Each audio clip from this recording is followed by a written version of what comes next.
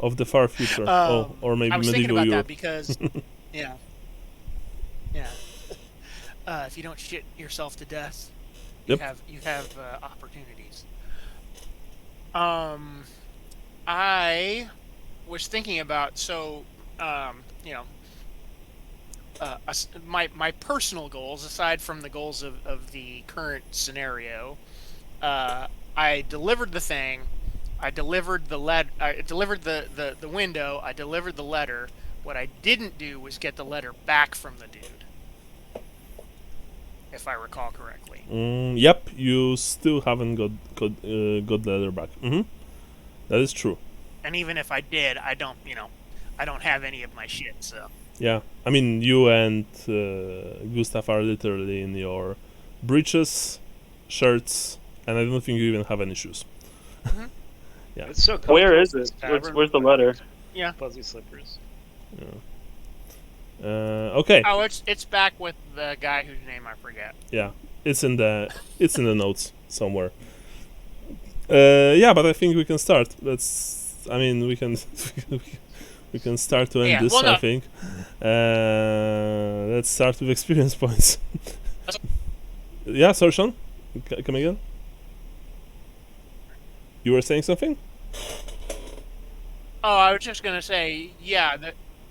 I was just saying that the trajectory of my trying to impress my prospective father-in-law is that I did 2 out of the 3 things he wanted, and I never got to the 3rd thing. Well, I mean, 2 out of 3 is still not bad, right? Sorta, kinda, Yeah, whatever. like the song says. Yeah. Yeah. Glass half full, or something like that. Gustav, let's start with your XP. What are you buying? You come back to me in a minute.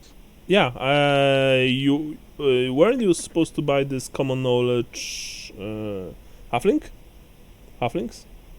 Yeah, I'm looking at halflings too, though. Or at talents. Talents, okay. Okay, sure. Then think about it. Johannes, what are you buying? Except for an AK. Yeah. Can I learn how to torture? No, not yet. But no. you're on a good track. Yeah. Yeah. So I'm still in a similar predicament where I'm sitting on almost 800 unspent XP, but I don't have anything in my current career that I can spend it on. What can you spend it on? Given the situation, I don't. What? What can you potentially spend it on? Well, that's just it. I don't think there's anything left. Oh, okay. I think I have completely spent everything that I can possibly spend in the merchant career, and the only thing I haven't spent is getting out of the merchant career. And the main reason that I haven't been doing that is that story-wise, it seems like it's incorrect for me to be like, fuck this, I'm not a merchant anymore. I mean, I guess obviously I could be a merchant no matter what I do, but I just don't see a story reason for me all of a sudden saying I'm something else. Yeah, I mean, it's all about your career exits, like which exit is potentially good for you right now, because like 800 XP is quite a lot. So perhaps assassin. Yeah, I mean, obviously, assassin is like Johannes is not an assassin material. I think, not yet. Anyway, but maybe there are some like maybe some criminal career or something. I don't know. Racketeer. Yeah, Racketeer. for example. Well, so I was talking with. You are roboting a bit, Sean. Yeah, you're breaking up. You are robots. Slightly. Sorry, yeah. I can't hear him at all right now. Can you hear me still? Yeah, we can hear. Oh, now I can. Yeah. Hello. Yeah. We can. Sure. I don't know what's happening. we have shitty Wi-Fi here. I'm trying to spread it out. Anyway, well, no, I'm on my own Wi-Fi, Dad. I got on my own. No, it's okay. Um, no, it's just Dude, you're hurting his feelings. uh, I'm hurting my dad's feelings. Anyway, so what I was trying to say was, I was explaining to the guys that originally I thought, oh, maybe I'll be a racketeer.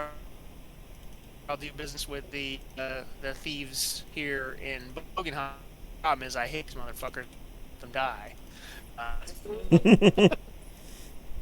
But yes, technically, I guess I could switch to racketeer. But wouldn't I have to pay 200 to switch because I don't have all of the trappings? Like, I don't know. I mean, you switch. You pay 200 when you don't have this career in your exit options. So Right. and I allow people to. But you also. You can collect the trappings at the end of the career. So like you won't be able to go from racketeer to next career before you collect all the stuff for the racketeer. But if you want to go to racketeer right now, sure. Right. But that's just it. I haven't. Right. So you can pay 200 if you have. Okay. Well, that's what I'm saying. I don't have it. I don't have it for merchant though. Okay, so you can pay 200 if you want this career You right see now. what I'm saying? Yeah. I don't have.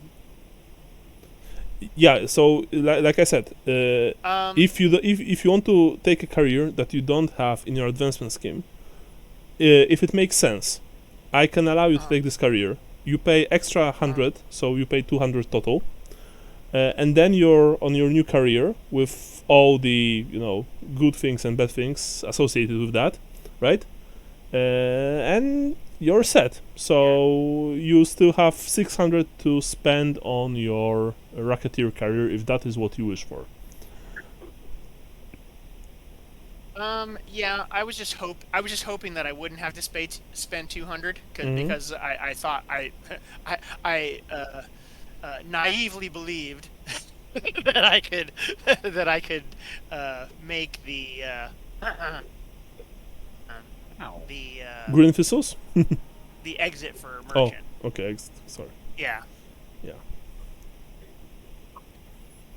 Fuck. I'm trying. Sorry. What the hell is going on here? No worries. No worries. It's wigging out. Well, anyway, come back to me because I know Lambert was spending stuff. Lambert, I'll take Swab. I'll figure it out. Money. Mhm. I had 400 XP to spend. It is 200 XP if I don't have all the trappings to exit my career, correct? No, I mean, guys, if you want to finish your career, you need to have trappings. You can't finish your career without trappings. Like, this is something completely different. I'm just trying to see that. All right, one sec. Unless Then I cannot finish my career.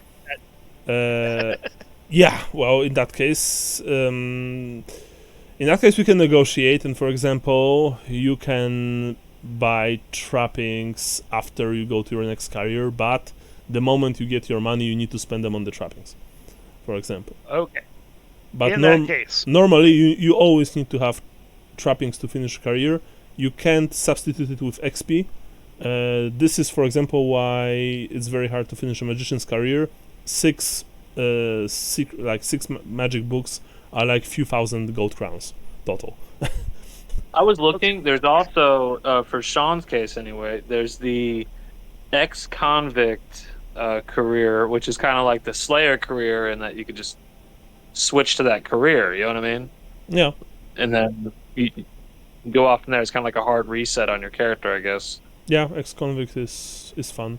But let's hear what Michael has to say. in that case, the only thing I'm really missing is homing pigeons. Now I am I'm flush with cash, and I'm back in the wand, and I'm at my money in the floorboards. You can buy them. You can buy them. I'm pretty sure I can buy those 4 Yeah. homing pigeons while I'm here in Altdorf. Yeah. Retroactively say that. But I am moving on my career to assassin because I need everything else. And I think that my horrifying, extremely bad the day, it was a very bad day in Bögenhafen that I fucking hated, and my irrational, very very much case of first degree murder, really pushes me in this direction after all the bullshit I've seen. I considered Master Thief. I considered Racketeer. Neither of those really appealed to me. I think Assassin does, and I feel like that works.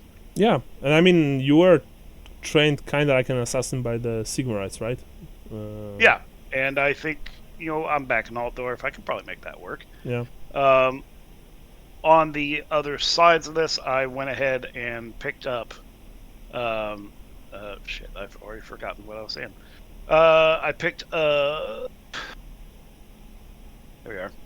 I picked Prepare Poison. Mm-hmm. Cool. Yeah, and let's see. That leaves me with 100. We are going to pick up Sharpshooter. Sharpshooter is always good. I think it gives you what, plus 5% to ballistic skill, right? It gives you a plus 20 when you aim instead of a plus 10. Okay, that's very good. Yeah, that's very That's good. some hot shit right there, man. Yeah. Very cool. Okay, So, yeah. Sure. Mm-hmm. And I mean, you buy the pigeons while waiting for the guys to return to Altdorf. Let's just say. I'm just training these pigeons, baby. Yeah. Just deduce the right amount. I mean, how much pigeons cost? I'll find it. Yeah. It's So gonna cost a lot. add like 10% because remember the basic prices from Armory are like they're basic. But when someone sells you something, they always want to earn a little extra. So you can either buy them for this little extra, or you can try and haggle, which of course sometimes is dangerous. Okay, so you do that, Michael. Brian, what are you buying? Suave. A Suave, okay. That gives you bonus to Fellowship, right? Yeah, it's just permanent 5. Okay, that's good. Johannes, have you decided? Ex-convict is actually pretty cool. Well, You're in the slammer after all. Okay, well, I haven't looked at that one yet. I'm still looking. I would just say I'm just gonna have to sit on stuff because that I didn't even know ex-convict was. Yeah, ex-convict. That's a thing. They've added. I don't remember in which book it was. It's in the career compendium at least. Yeah, I know that. I think they maybe added this option either in the compendium or in the Skaven book, the Children of the Hornet Rat. Farmer's another one where it looks like it's like for characters yeah. that retire, and it gives you all these other options after. Like, there's not much as a farmer you can get except Yeah, a bunch of new except that career Johannes doesn't completely fit the character of the farmer. He doesn't have I a think- farm. He's not a farm man. That's like XCon might be more fitting. yeah. Well, XCon technically, like, you were in a cell for what, few hours. Like, XCons are usually, people who are locked I'm for certain. a few months at least, I believe, or maybe even a few years. And you're this dude that that got arrested for I'm like Will Ferrell. yeah for DUI, and now you're a hardened criminal. Of course, I mean it's call me Gator. yeah. Like, it's still, like, alright, it's still viable, sure. Just like you would be, if you would be, for example, kidnapped by the Skaven for even, like, 2 days, you could technically take the Skaven slave carrier, which is actually very cool. It has resistance to disease and I think resistance to chaos. So that's, that's no joke. No, you can take that carrier, by the way, sorry. At least not yet. Okay, Johannes, so... If you want, then think about it. Racketeer sounds cool. What Brian said about ex-convict, I think, also sounds cool. But of course, it's up to you. Hey, this ain't bad at all. How much to install a pigeon coop on the roof of the tavern?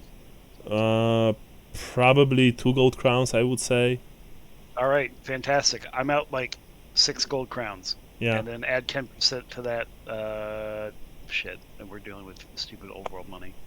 It's over here redecorating, and we're running for our lives. No, it's like every computer RPG or tactical game that you have your hub, you have your base, and you can buy like I don't know coffee machine or posters It inside. doesn't actually do anything. Yeah. It's just a different skin. You just buy cosmetic DLCs for $20. They don't do anything. They just make you feel better. It's funny. All right. Yeah. Yeah. It's like Crusader Kings is like that. Like, oh, you can get, period accurate clothing. Yeah. No, it was what in Oblivion when it first came out. You were able to buy a horse armor. The horse armor didn't do anything. Like it was just it was just a graphical thing, right? But you were able to buy it for like $5, I believe, something like that back in the day. People were pissed, by the way, but of course it was back then. Now it's completely normal, thing like that. So anyway, we know what you've bought, we know what you got. Now, who's making notes? Because the document is already prepared. No one wants to make notes. Okay, that's a good start. That's a good start. Not it. Oh, is it on me? Yeah, too. I think Alright. I think it's yeah. Is it on me? I this did time? it like once last time because you had like you were driving, I think. Yeah, Oh, driving. I think so. Oh, well, all right. So yeah, I anyway, can do it this time. yeah. So anyway, last time Lambert. Actually, hold on a second. Yep. Let me look. Okay. No Was it worries. me last time? Let's see. I think you just came off a note, so you absolutely refused. So I had to do it. Yeah, I think Oh, yeah, that- Brian was doing notes last time. Okay, I get it. Yeah. But it's really Michael's turn. Got it. So anyway, last time Lambert returned to Aldorf after escaping Bögenhafen via boat. He met with Marla, and Marla told him that the Fish, one of the most infamous gangs in the capital, they were eyeing the wand. They were, coming in force, buying lots of stuff, not threatening anyone, but the fact that always, like, they came in, in a large group of at least 12 people, 12 burly men. Naturally, it made some of the patrons nervous. They were led by one Ralph Babbo, which is a fabulous name, I would say. And Lambert decided to take matters into his own hands, and of course, he decided to speak with Mr. Babbo and his men. It started rather well by Lambert threatening, I believe, one of them or maybe all of them that he has a gun. But things went rather well because they've agreed to do some kind of business. The Fish would use the seller of Shepherd's Wand as a staging point for smuggling operations and storage of sorts. Babbo also promised not to bring anything quote unquote really illegal, if you know what I mean. He also told Lambert that they were not really into smuggling drugs and stuff like that. Drugs and problems, and so the potential fish crisis was averted, much to the relief of everyone. Lambert, by the way, still doesn't know what happened to Johannes and Gustav. They were left. They remained in Bögenhafen for all he knew. And actually, yes, indeed, they did remain in Bögenhafen after escaping from the cell. In the what's the word? In the main guard barracks, they made their way north, led by the probably avatar of Renault, or maybe some kind of messenger of Renault, in the form of a black feline that only Gustav was able to see. And they eventually reached a decrepit part of the town in the northern sector, northern part, northern side near the docks, where Gustav spoke to a certain dodgy-looking fellow. If I recall correctly, Volker Kellner. Thank you. Volker brought them inside, to the 5th Guild of Bögenhafen, and to a rather big surprise of both Johannes and Gustav, the guild was run by the Green Thistles, both Green Thistles, in fact, by Matchwicke and by Kandowicke, and well, the halflings, in a rather merciless and unceremonial way, confirmed that they used our heroes to their for their own ends, that they wanted to blackmail the city's council to give them power, to put them in place of the post-Eugen family. That's why they've stolen a lot of shit from Hagen's, from Johann Hagen and his family. That's why they were kidnapped by his man Konrad, the one whom Gustav killed. But now, unfortunately, due to our heroes' actions, not only in the Ado Ring but also in the guard barracks, killing Konrad and such, now the entire town was in turmoil. Hagen will not let this slide. They were wanted men. I mean, Gustav, Johannes, and Lambert. City guards, town guards already interrogated people at Cadbury's. Hagen's guards also gave their testimonies. General stuff, like nothing pleasant at all.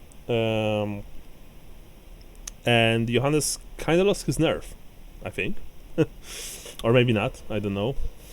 It of course all depends on perspective. And so he started to argue with Green Thistles. And Gustav, correct me if I'm wrong, Brian, but you were trying, I think, to moderate him slightly, right?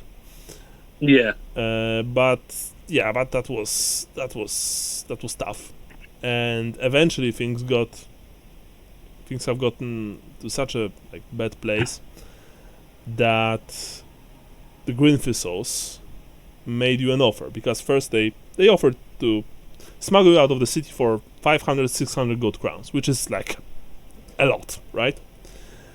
But then, because of all the damages to their business, to their operations, and the fact that they will now probably never be able to sit on the council, they've learned that you have a property in Altdorf, an inn, a rather nice inn, Shepherd's Wand, and so they decided that they want it, that you're going to give it to them, that you're going to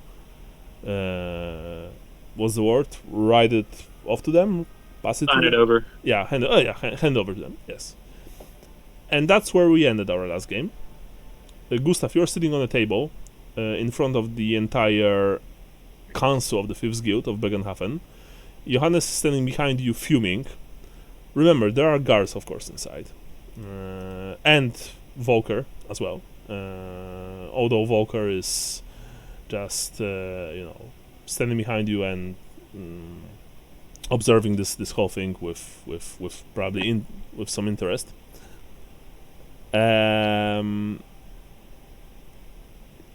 So yeah, that's where we last left.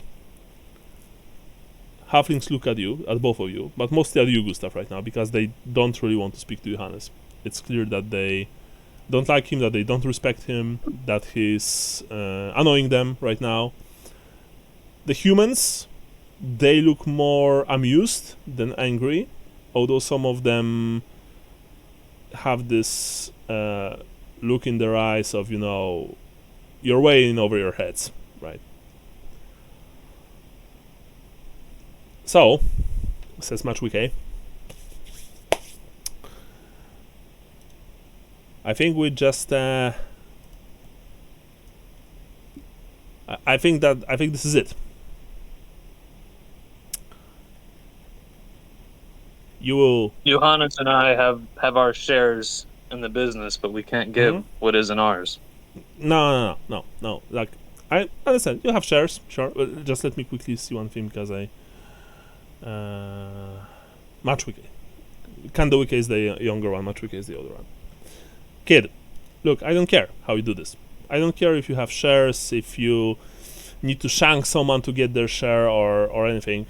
It doesn't matter to us. Not anymore. I mean, some words were spoken here, and now it's time to pay.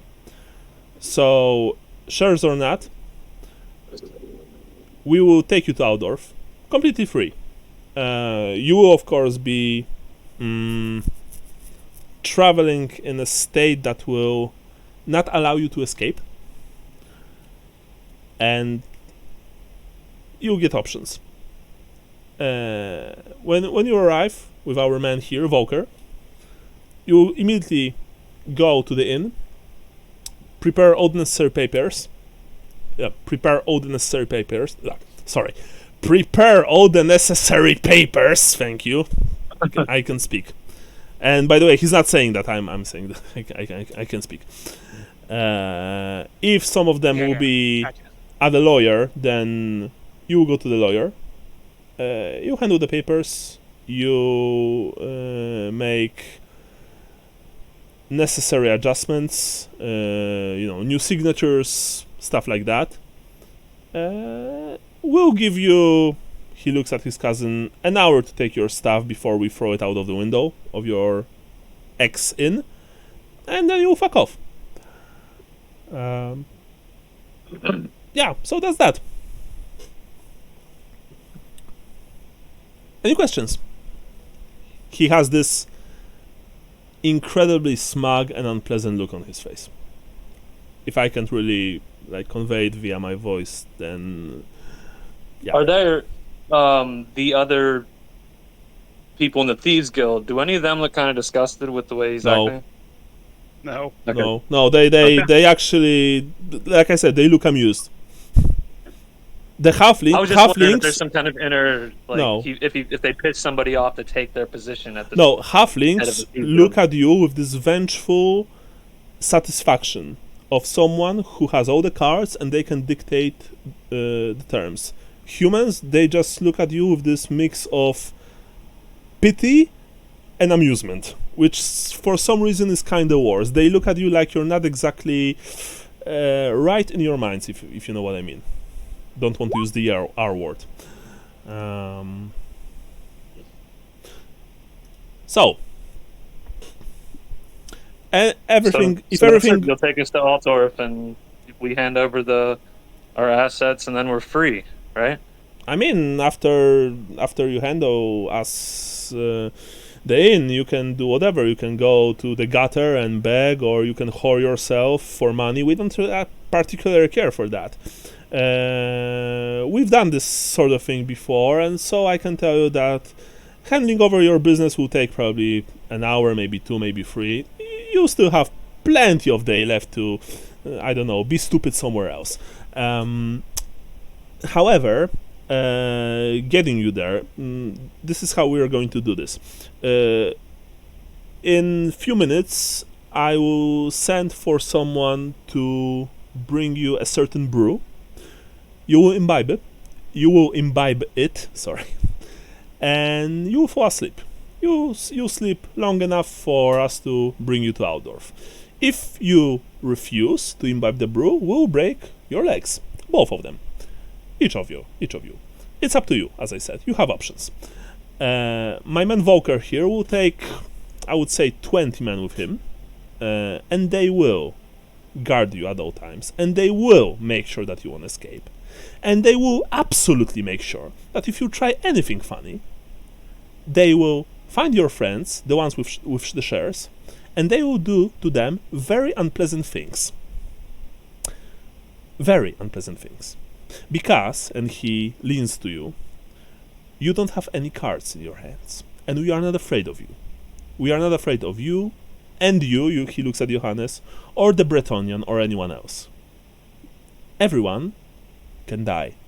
What, you think? You could offer some basic hospitality, though. We're Nah. wounded. We haven't eaten. We haven't slept. You won't have to eat when you go to sleep after drinking the brew. We'll take care of your. Your wounds will be taken care of on the boat when you are asleep.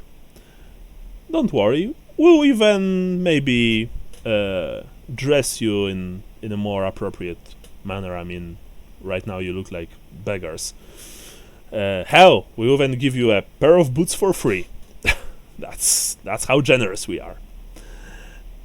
But what I want to say is that when we arrive in Aldorf, you will not try anything stupid with the guards, or the city watch, or any of your friends that you have there. Or else. Now, he snapped his finger.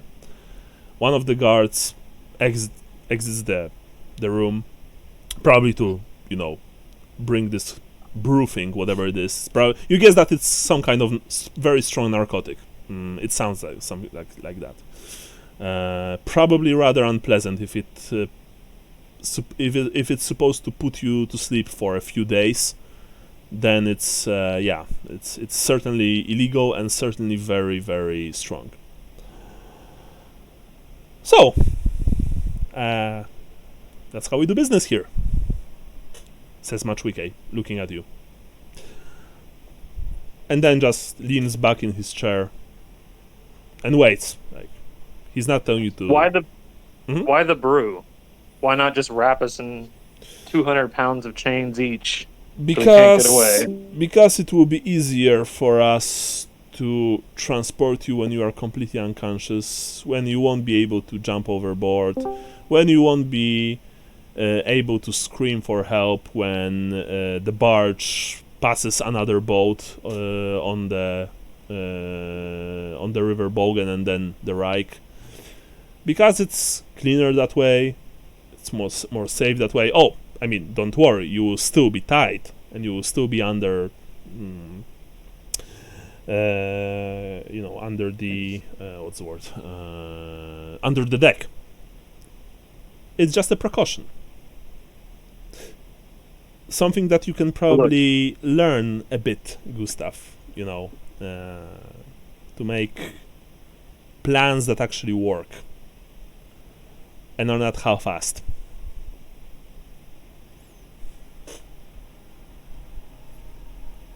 If you treat our wounds and tell me what's in the concoction, It's I'll take it. The concoction is a drug. It's actually a mix of drugs. Something a local alchemist that was in rather large debt made for us. He's still making this for us, and because of that, he gets to live. As I said, debt is a very nasty thing.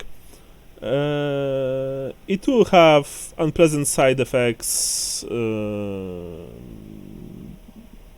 and I mostly mean headaches, maybe stomach cramps, stuff like that.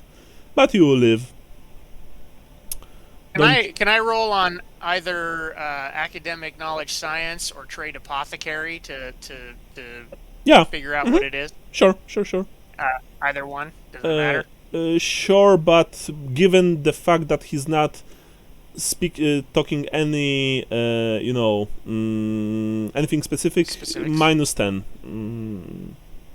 Okay. I'm not asking to argue. I'm asking because I'm a doctor and I can't, in good faith, tell my friend here to take something that. I mean, your friend either takes it or will break his legs. What you? Well, there's some substances breaking the legs might be preferable, so I'd like to know what it is. Johannes. I tell. I I have a character succeeded like he just with wants the -10. specifics. Sorry. Well, so I just said it's probably. I just say I succeeded with the -10, Yeah. so I say it's probably blah blah blah. You guess that so- they will probably give you something with Black Lotus. Yeah. Which is a really unpleasant thing. Black Lotus is, if imbibed over a certain period of time, it is incredibly addictive. But it also turns you out, so to speak. It's like Warhammer's version of hashish. or Rooflin, baby. yeah, the shit that you smoke in the pipe, and you're Oh, opium. yeah, opium, yeah, exactly. There you go. But of course, it's worse because it's Warhammer. So Evil opium. yeah, evil opium. So you guess that that it's Black Lotus. Interestingly enough, Johannes, you also recall that Black Lotus can be used as a poison to coat the weapons in it, and it's of course it's something completely different. Like you're using the like the liquid and not you don't burn it. Right. But you recall from your books that weapons coated in Black Lotus are incredibly deadly, and that almost certainly those who go the assassin route probably often use it. So I don't know if you tell this to Gustav. I just say it's probably Black Lotus. Don't even worry about it.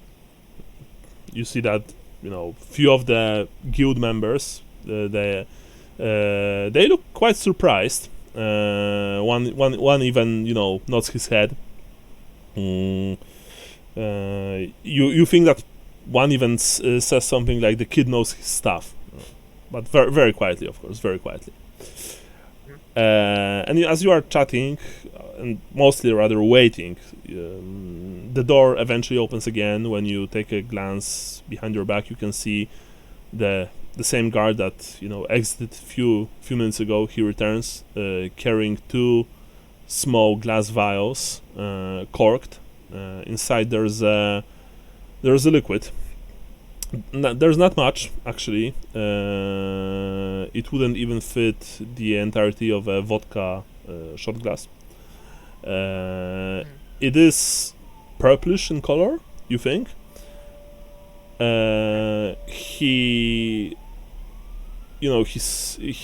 hesitates for a bit. He looks at the halflings. The Matchwike just nods his head. 4 more guards approach you and draw their weapons.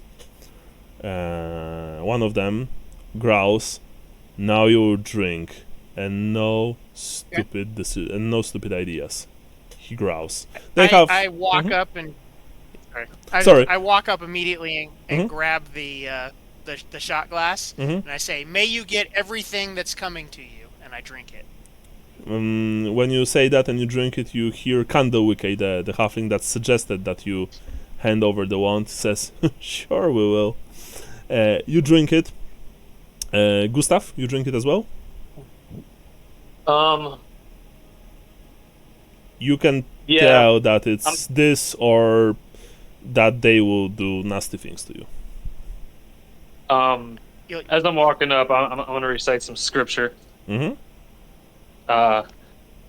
the alley where no lantern burns, where the guards' boots do not echo, there I whispered the first words to the world. Let there be wit, I said, and let it serve those whom the law forgets. I'm just going to keep going with this until I fall asleep, I guess. But I mean, you drink. You're not just telling. Yes, and then yeah. You drink. You say this scripture. Roll, both of you. Roll me toughness tests, just for fun to see how long will you stay. I will be right back, guys. Okay, sure. Whoa, Johannes is. So. God damn. That's a good roll. Yeah, so you drank the thing, and honestly, well, it tastes horrible. It tastes very bitter and very unpleasant. You can even feel something, grinding between your teeth. There was residue or something, and nothing happens for a good while. Eventually, even the halflings look at each other, and you see that one of them, leans to one another and asks question, why doesn't it work? Gustav, you already recited the entire prayer, and you probably started another one, but eventually after like half an hour both of you feel heavy and tired, and your legs buckle under you. you before you fall, you are grabbed by strong, worthy hands. You smell beer, you smell sweat, and of course, tobacco, stuff like that. And these are the smells that like put you to sleep eventually. That you smell when you. It feels like you're drowning in a whirlpool, Gustav, for you right before your lights go out. The last thing you see, or maybe the last thing that you remember, because of this drowning sensation, is the vision of the Dark Elf fleet that you had a few months ago, the horrible, terrifying armada, including this entire castle borne by titanic sea serpents. And for a horrible second, you have a feeling that you are like being pulled under this fleet by the creatures of the sea, enslaved by those vile elves. Let's just say that none of you have pleasant dreams until you reach Altdorf. But Evanescence playing in the background. yeah, it's super grim and super dark. Early 2000s new metal. Probably. I mean, it makes sense. Yeah.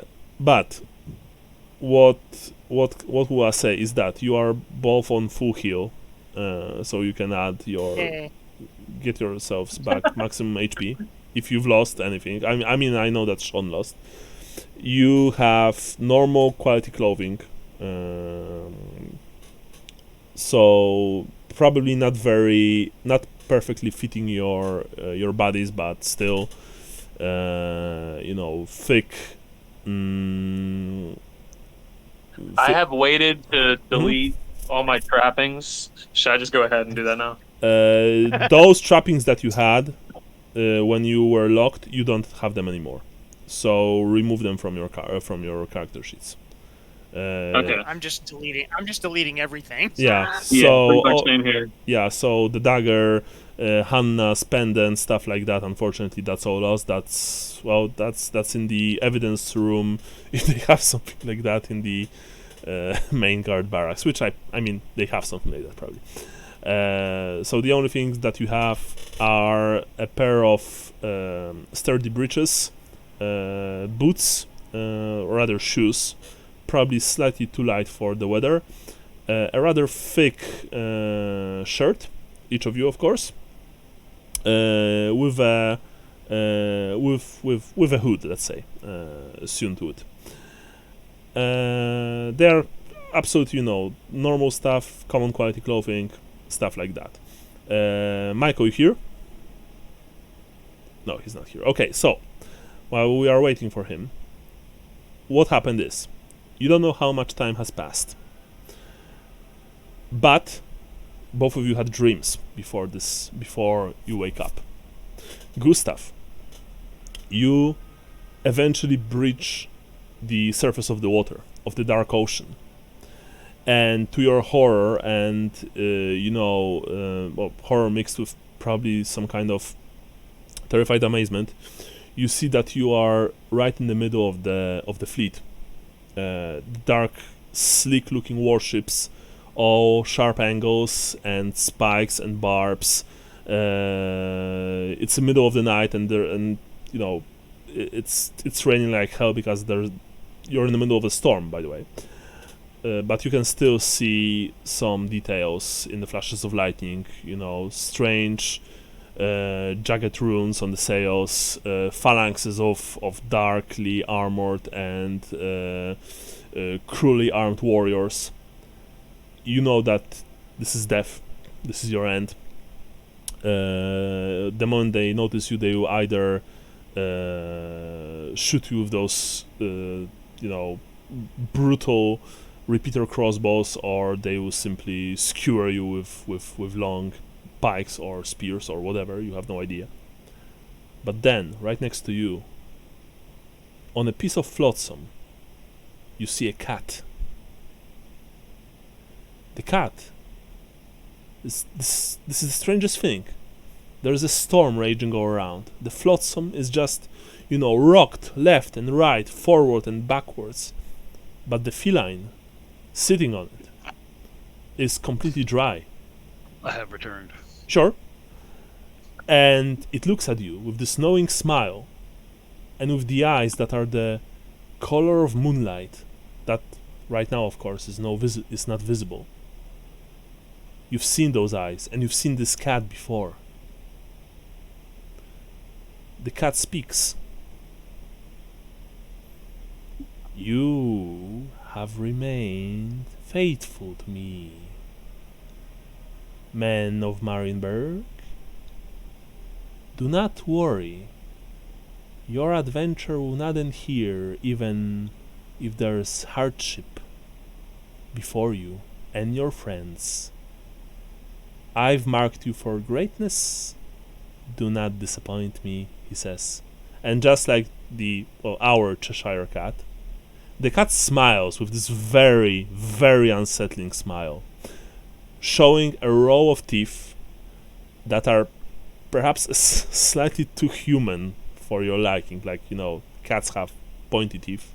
This one has human-like teeth, so to speak. Unless you want to let go and sink under the waves. He says. It's almost like he's testing you. I reach my hands up. He says, and he painfully swats the hand away with his paw. There's only so much space on this fine piece of wood for only one of us. But do not worry. I've told you. Great things will happen to you, Gustav, if you just let them. Now, return to the world of the living and leave this horrible vision behind you. You managed to prevent it from ever coming true. You should be proud of that. Return to the world of the living, says the cat, as it touches your head, and you wake up on the deck of the boat. Johannes. Yes. Your dreams are violent and full of anger. You are standing in the. It takes you a second to realize that you are standing in a long corridor that runs through the entire Edberg's residence. You walked down this corridor a couple of times with Hannah, with her father, alone when you were invited to their house. But now it's slightly different. On both sides there are many open doors, probably too many for you to actually like you recall that there were not that many doors on both sides before, but now there are. Maybe there are 6, but in a second later you think that there are 12, then 18. It's hard to focus on them, especially since the corridor stretches itself. It's like this strange vision that you sometimes you see in the movies when the character is dragged, that there's this stretching effect in front of him. And there are people in the rooms on both sides, and the people are talking about you. You hear various voices. Some of them you recognize. No, not some of them actually. Most of them you recognize. All of them you recognize. The voice of you on the room, from the room to your left, the closest one. When you pass it by, because you haven't even noticed that you are walking down the corridor, you hear but not really see your parents speaking to each other. Your father lamenting that he sired a weakling, a fool, a petulant little boy who can't achieve anything by himself, and he accuses your mother of being overprotective of you during your youth, of turning you into a girl, he says. You've made a woman out of him, dear wife. And she says, I only want to protect him. On your right, you hear the gruff, stone-like voice of your saloon thundercoat, speaking to one of your friends. You don't know which one. Saying, Aye, during the fight with the necromancer, even the lassie showed her mettle, but that one, yeah, he's no Sigmar there. Sigmar was a great warrior, but he's as weak as your ordinary elf, I would say. Even weaker. Those Elgi, I will give them that, some of them can fight, but not Johannes, no. He should really stick to the books, he says. You go on, you go further. You can feel the rage building up inside you. The indignation, the anger, the hurt. Your blood boils. You start to see the world in red. Red and brass. And you still hear more. You hear Gustav speaking to Marla. You hear both of them panting slightly, probably after a steamy session of something that you still haven't done with Anna. And Gustav, stretching himself, scratching himself in all the right places, saying, I am kind of worried about him, he's so delicate, he's so insecure. Like, I like him, he's my friend, I think. But... Never said this. What? I'm just joking. I said I never said this.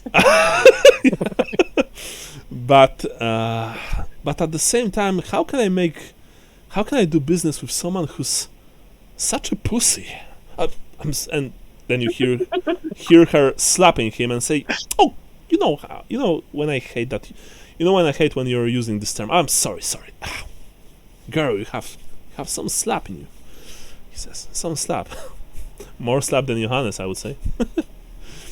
And you hear Marla saying, well, he is our friend. Even if it's true, I mean, of all of us, I sometimes worry about him. I sometimes worry that he's just too fragile for his own good. The corridor stretches in front of you, Johannes. It stretches all the way into eternity. And the blood pumps in your head. The path leads forward. The path eventually splits. You're still in Edberg's house, you think. Even though above you there's no roof. There's just blood-red sky with thunderous clouds racing overhead. Mm-hmm. Propelled by the wind that is not the wind, it is a roar. A primal, furious cry of anger. Perhaps yours, perhaps someone else's.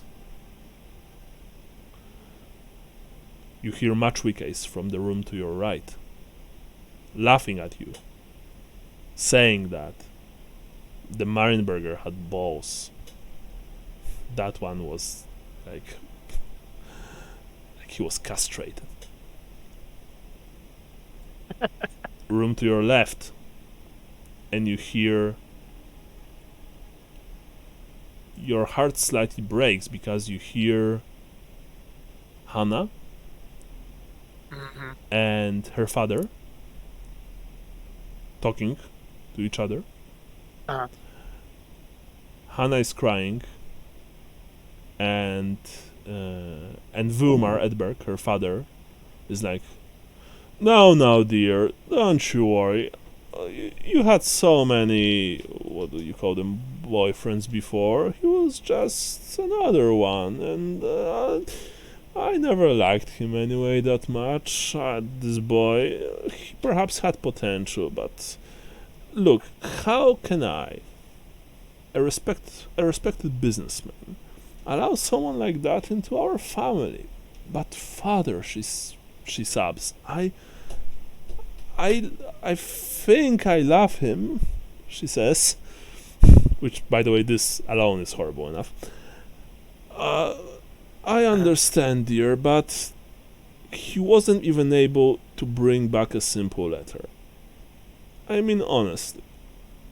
That he just had to go there, deliver the stained glass window, deliver the letter, and bring back the response. And yet he returned without any of his things, dressed like a beggar, no letter. I mean, he's a fool. I don't want someone like that to be your husband.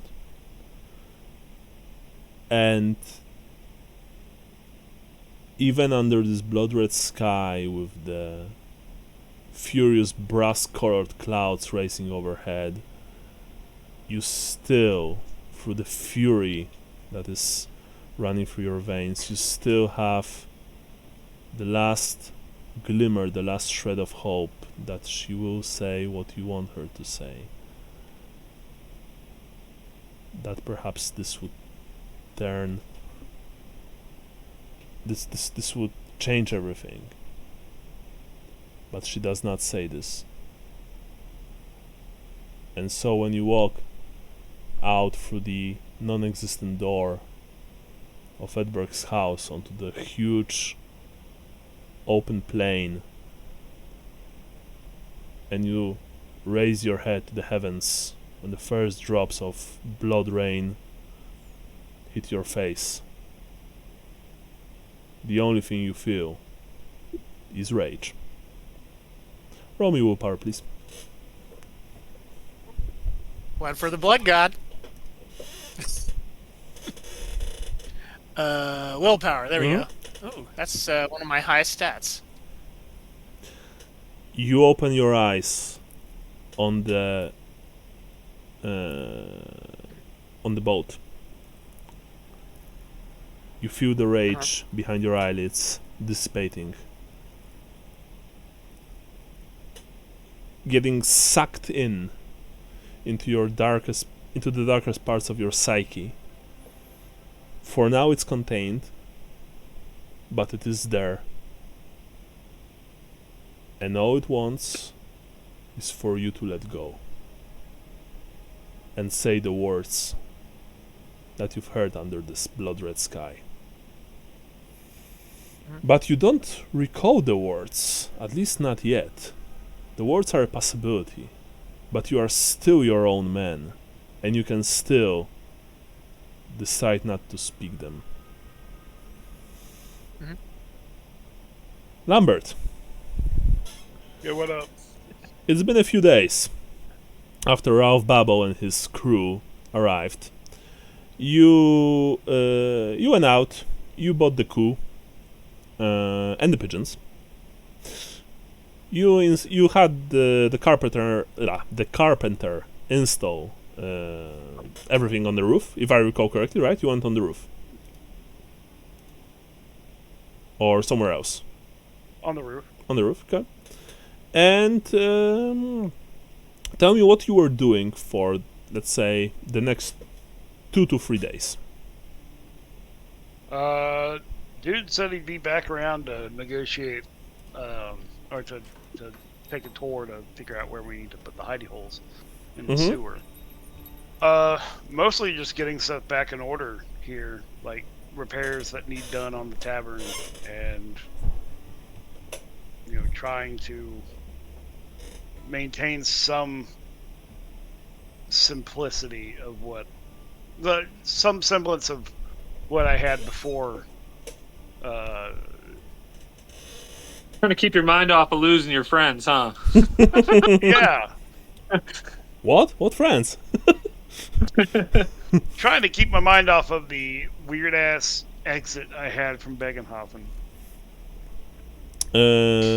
Babbo returned 2 days later with 2 of his men, including one of them looked like, well, he wasn't, he didn't exactly match the hardened criminal type. He looked like a scholar, and he had all those strange items attached to his belt that you had really no idea what they were for. He also had glasses, by the way, spectacles.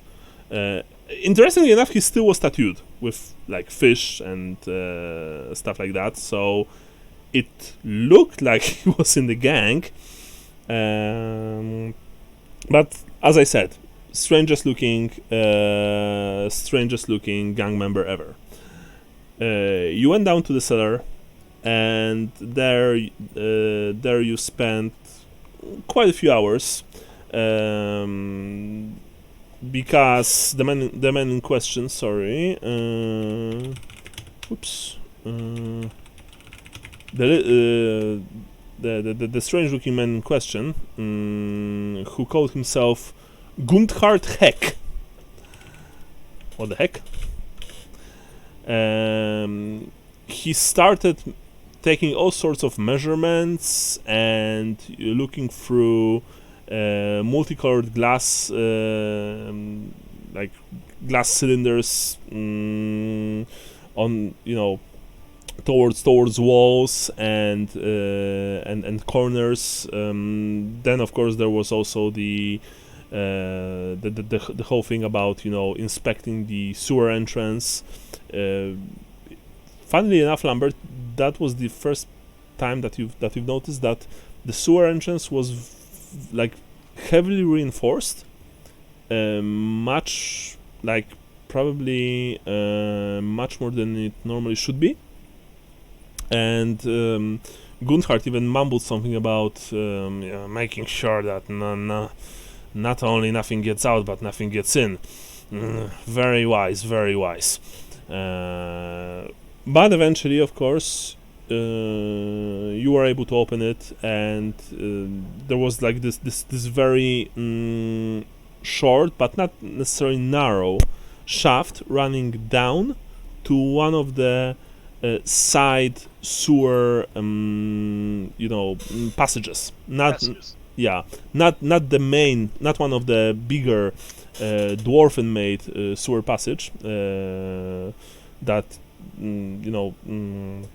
that's usually used by the sewer jacks in Outdorf, but a smaller one. For you, of course, it means that you would still be able to normally use it given your stature. But for example, Babbo and Gundhard, they had to bend almost double to get navigate it. Yeah, navigate it. But after everything was said and done, it seems that Babbo was satisfied. He says, very well, very well. The passage indeed connects with one of the main arteries. This place is excellent. So I guess that our deal is still up, right? Oh, yeah. Excellent. In that case, of course, he extended his hand for you to shake it. Look, if you need anything, to anything that needs to be done around the tavern, around this place, Gundhard here has some connections in the masonry business, so to speak. And for a very cheap price, whether it be some repairs or something else, he can set you up. That's nice. You probably pay only half of what you would normally be paying for, thing like that. Well, I mean, I haven't really found much that's been damaged in my time away, so Not as of yet. You can start. Excellent. The first shipment will arrive within the week. As I mentioned, you have my word that nothing truly illegal will be present. But make no mistake, this will be a contraband. Oh, of course. So make sure that no lawman will ever learn of it. And now we need to depart. Gunhart, we still have a few places to go. Thank you, Lambert. Have a pleasant day. And You too. yeah. He nods to you. Gunhart actually bows, which is very nice. And then they left. Later that day, you have visitors. Visitors that you know rather well. But I need literally 2 minutes to grab something to drink, and we'll be right back.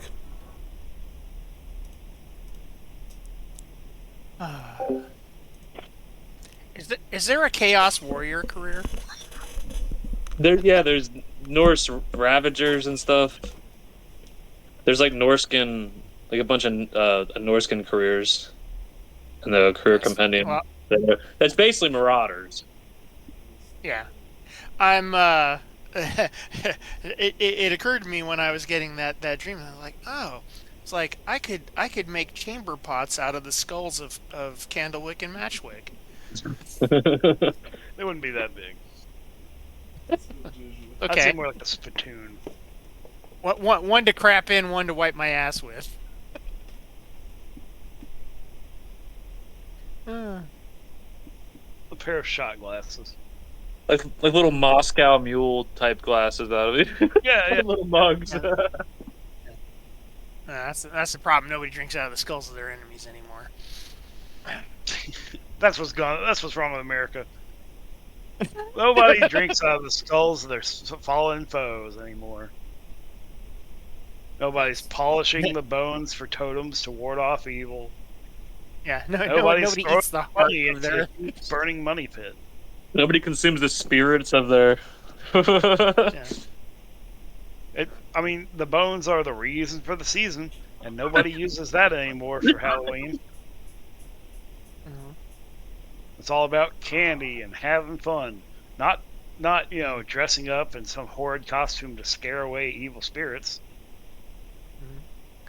I'm looking at a book on my dad's bookshelf here called Mancorn, and the subtitle is Cannibalism and Violence in the Prehistoric American Southwest.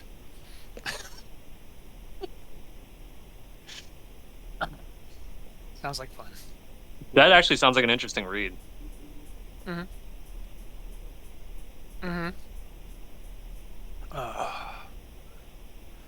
Yes.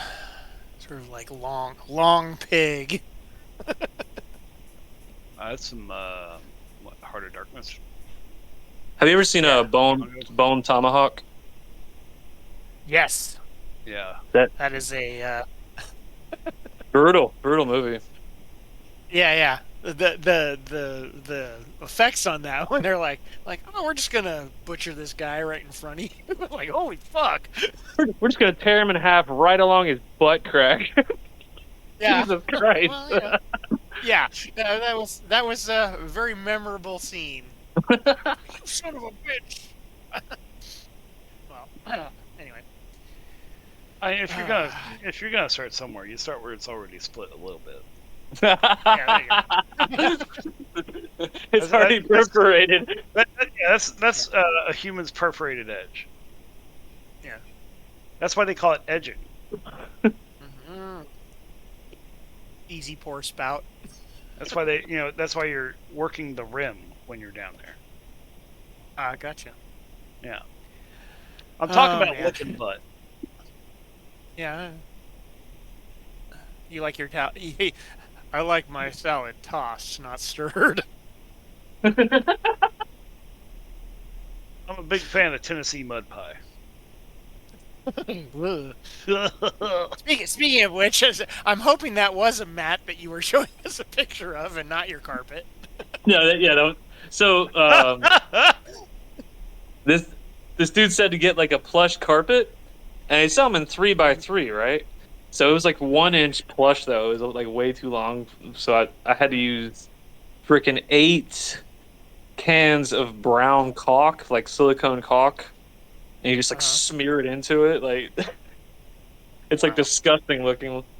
My wife said she can't even look at it. Smearing 8 brown cocks all over this carpet. And really massage it in too. Yeah, really work it. God. No, it's actually a pretty cool method for making a mat though, because the like it stays flat. You don't even have to staple it down or anything first. Like you don't have to stretch it out. That's cool. I'm not sure it would work for anything besides mud because the silicone caulk looks kind of muddy anyway. You know what I mean? Like you couldn't do desert or like ash waste. I don't think it doesn't look dry. I see. It's got a gloss to it. Yeah. Well, sort of. Yeah. It's like how it smears on there, you know. Right. Yeah, the texture of it. I mean, you could make it look desert color, but the texture wouldn't be right. Right. Yeah. Is it gritty? Does it have like grit to it? No, there's kind of like you reach a sweet spot after so many layers, depending on how plush the carpet is, where the carpet gives it like a texture, but it doesn't look like carpet anymore. It just looks like texture. And I went too far. I kept putting on layers because there was some spots. I was thinking like if you've got that sheen and there's no real grit to it, a matte, like throwing a matte varnish over that, and then you could turn that into ice. Yeah. I think you could do that, especially if you use like a bluish carpet underneath. A bluish carpet underneath and blue-white as your paint. Yeah, the like even after so many layers, the carpet color does kind of show through. So like the one I used was like dark brown, but then I did like some spray paint, like dark green in spots and some lighter browns and some black, like just some for variation, and it still showed through to like layer 5 or something. It was kind of impressive. Huh. Oh, hey, buddy. One sec, guys. My son's here. Give me a sec. Yeah, no worries. Yeah,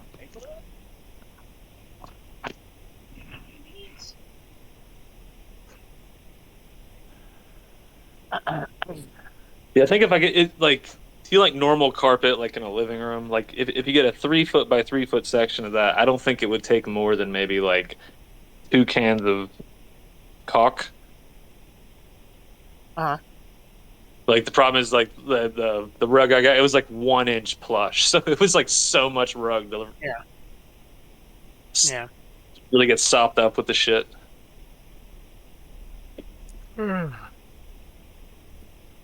Excuse me. I made it mainly for like Trench Crusade and Turning Up 28. He wanted me to open his snack for him and open his juice box for him. Sounds good. Yeah. I could also open his juice box.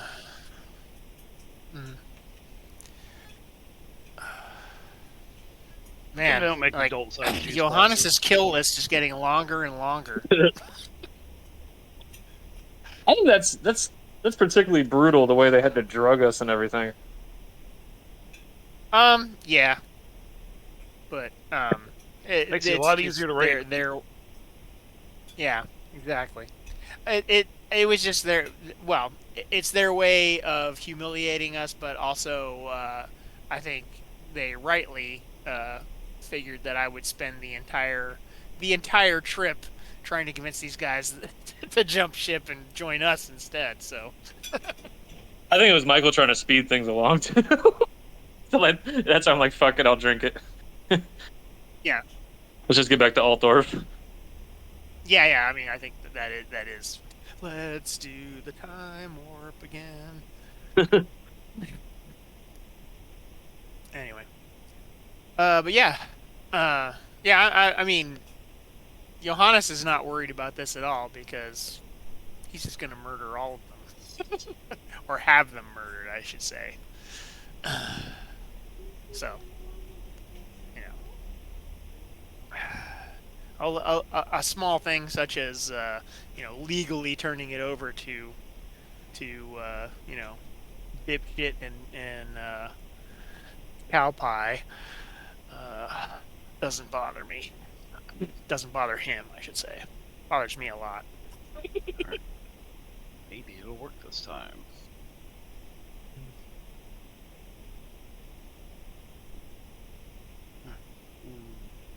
This one. I also didn't get a chance to insult the halfling god some more, or some. Yeah, that was very unhalfling of them to not offer any food or anything. Not Yeah. even a piece of bread. -5. Minus Yay. 5 points. Finally got it. Sorry, I'm troubleshooting a really great mod for the HBS BattleTech game, and trying to get it to work. And it's finally working. Yay.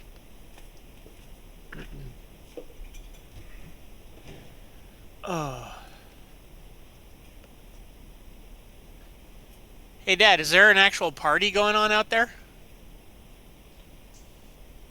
Oh, okay.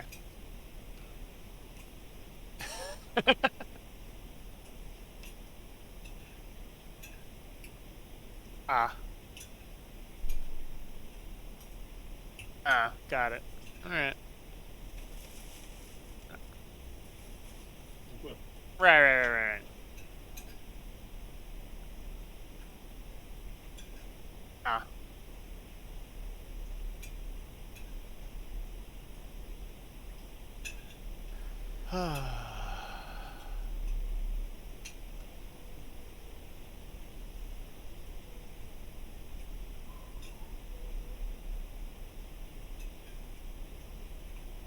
This feels like longer than 2 minutes.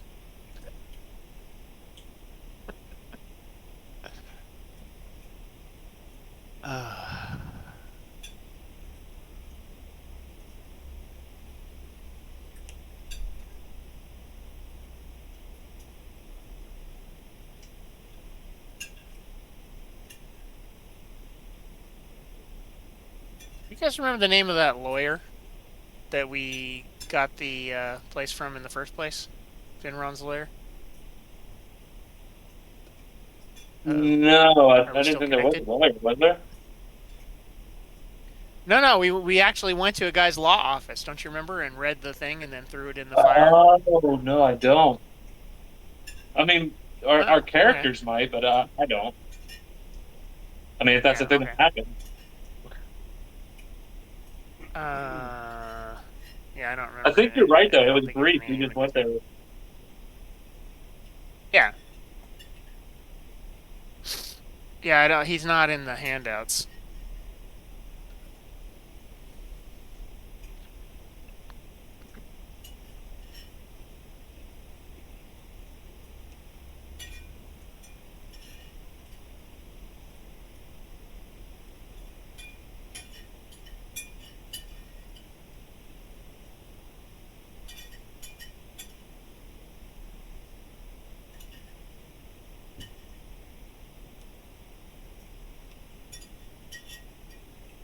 Yeah.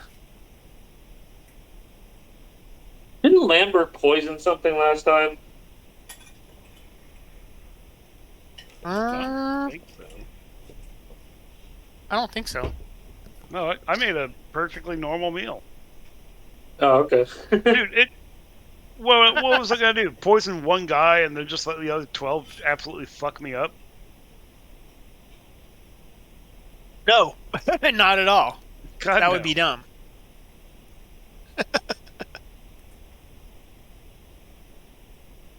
I'm halfling with a pistol, not hobo with a shotgun. Hobo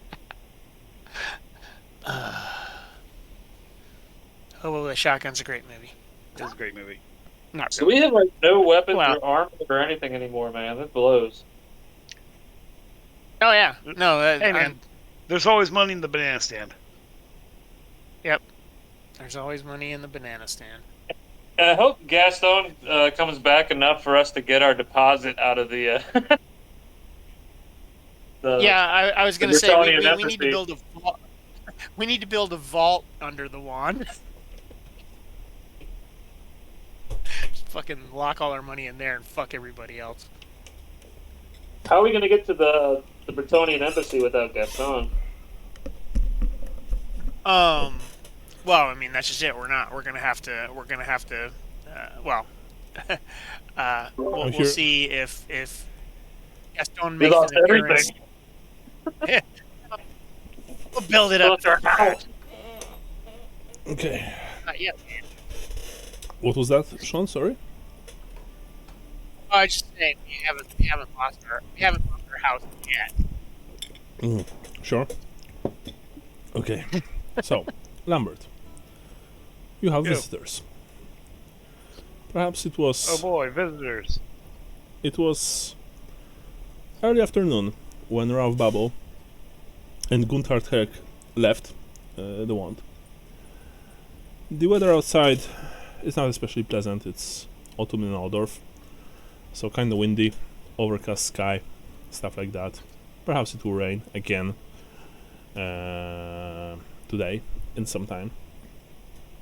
You are maybe catching a slight break in your room, in your common room upstairs that is currently only yours, given that there is no Johannes, no Gustav, no Gaston. When you hear a sharp knock on the door and a strained voice of one of the serving boys. Herr Lambert? Herr Lambert, I'm sorry, this is very important. Yeah, what is it? You have guests, and they've brought back Herr Gustav and Herr Johannes. All right, one moment. Mm-hmm.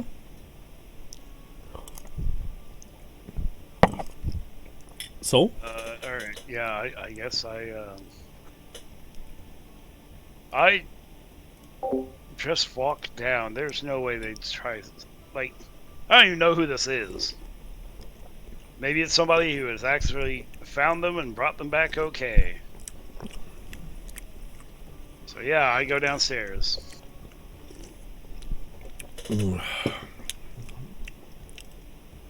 Okay.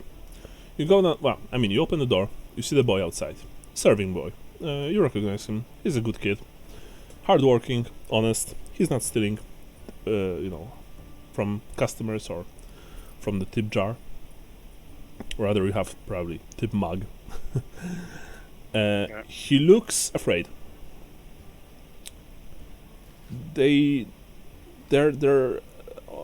outside back, sir. He says. Gotcha. All right, give me a moment. Mm-hmm. I will put on my armor and my pistol. Okay, you put your armor. It takes a while, probably. I mean, I've heard so many opinions on how long it takes to put on a mail. I've put on armor before because I used to do HEMA. It takes a fucking 10 minutes. Even change shirt and stuff like that. Chain shirt doesn't take any time. That's just throwing something over. Okay. I don't have any chain. This is just leather. Oh, okay. So leather takes that long, really? Yeah. Okay. It's a lot of straps. Okay. No, I mean, makes sense. Okay. So, of course, you strap your armor on. You take the pistol. Make sure that's loaded, of course. Of course. Okay. And then you go down the stairs with the kid into the kitchen behind the bar, and outside onto the windy, cold outside of Aldorf. And you see quite a sight. Outside is the place where most of the time supply carts with produce like park. when they, deliver meats and vegetables, bread to the wand. Sometimes up front, but usually outside. So it's not a very huge space, but it's spacious enough. Right now it's practically completely occupied by a large group of men and few women. They are not exactly dressed in a way that screams, "We are assassins/thieves," but they are rather characteristic. They all wear some kind of leather armor, mostly dyed brown, dark blue, or gray or black. They have long cloaks, which is nothing unusual, especially during this time of the year, on the streets of Altdorf. But under the cloaks, they are armed. I mean, they are strapped. You see crossbow pistols, you see crossbows, you see all sorts of hand weapons, from cudgels and simple clubs to elegant-looking sabers and Lambert wouldn't know, but marine-style cutlasses. They not all of them look like they are seasoned fighters, more like probably brawlers or back alley cutthroats, or purse cutters maybe. But it's clear that they know how to use what they have. In front of them, probably their leader, is an imposing figure of a man in long dark cloak over dark clothing. He's unshaven. He has scars on his face.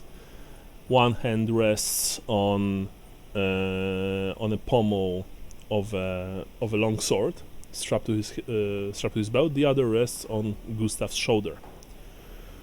Gustav is standing right next to him, looking actually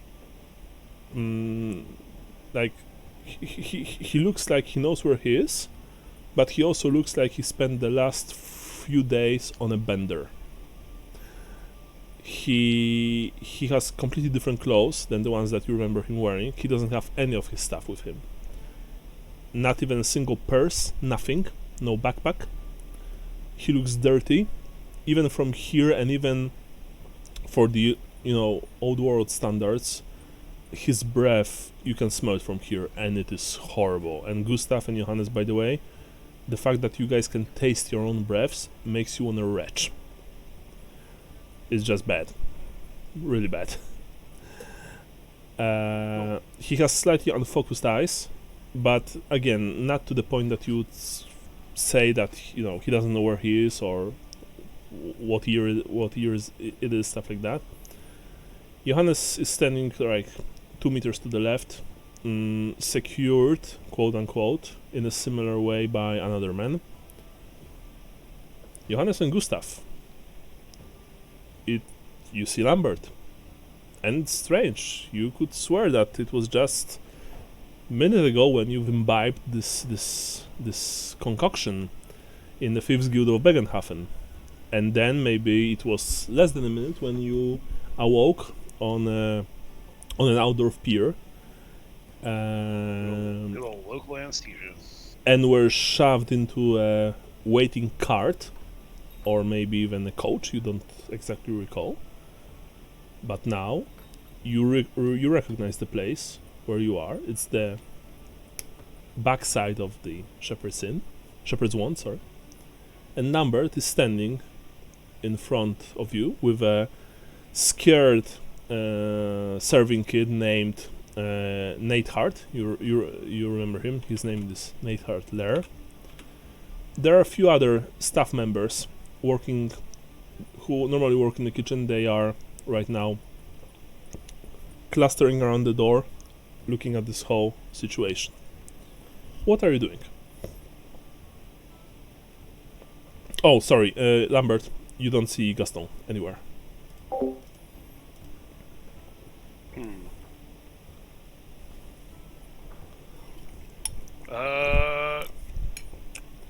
Well, welcome to the Shepherd's Wand. Nice to have you. You seem a little bit overdressed for food and drinks. Can I ask what your business is here? The man who's holding Gustav. By the way, Gustav in the hands. You can act normally, just so you know. Right now you have penalties, -10 penalties to every single social and like mental test, but you can act and speak normally if you want. I just say, hey, turns out Matchwick and Candlewick lead the Thieves Guild of Bögenhafen, and they're here to steal the wand from us. The man who's holding Gustav looks at you, Johannes. He looks at you, Lambert. Shrugs. Dambas here is, well, he's kind of on point. Says, name's Volker Kellner. I represent the Matchwick brothers and the Thieves Guild of the fair town of Bögenhafen. We are here to secure this property from you, make sure that everything transitions smoothly, make sure that your friends pay their debts and that you pay your debts as well. Any questions? Yeah. What debt? Well, he smacks Gustav in the back of the head. Is Matchwick here? No, you don't see him. Sorry, Brian, you here, by the way? Because if you are, we don't... oh, sorry, I was muted. We don't hear you. He slaps you lightly, just so you know, in the back of your head and says, Marienberger, maybe you want to explain to your friend here why he's going to be homeless in a couple of hours, hmm? By the way, Lambert, sorry, you see that the men and women here, they are no longer just casually standing with, looking menacing. Most of them have their weapons ready. Not drawn, but for example, at least 4 of them have crossbow pistols, right under their cloaks. What's the servant boy's name? Neidhart. Neidhart Lair. I've pasted him into the chat. Get a round of ale for everyone out here. No, says Volker. Everyone who's standing here stays here.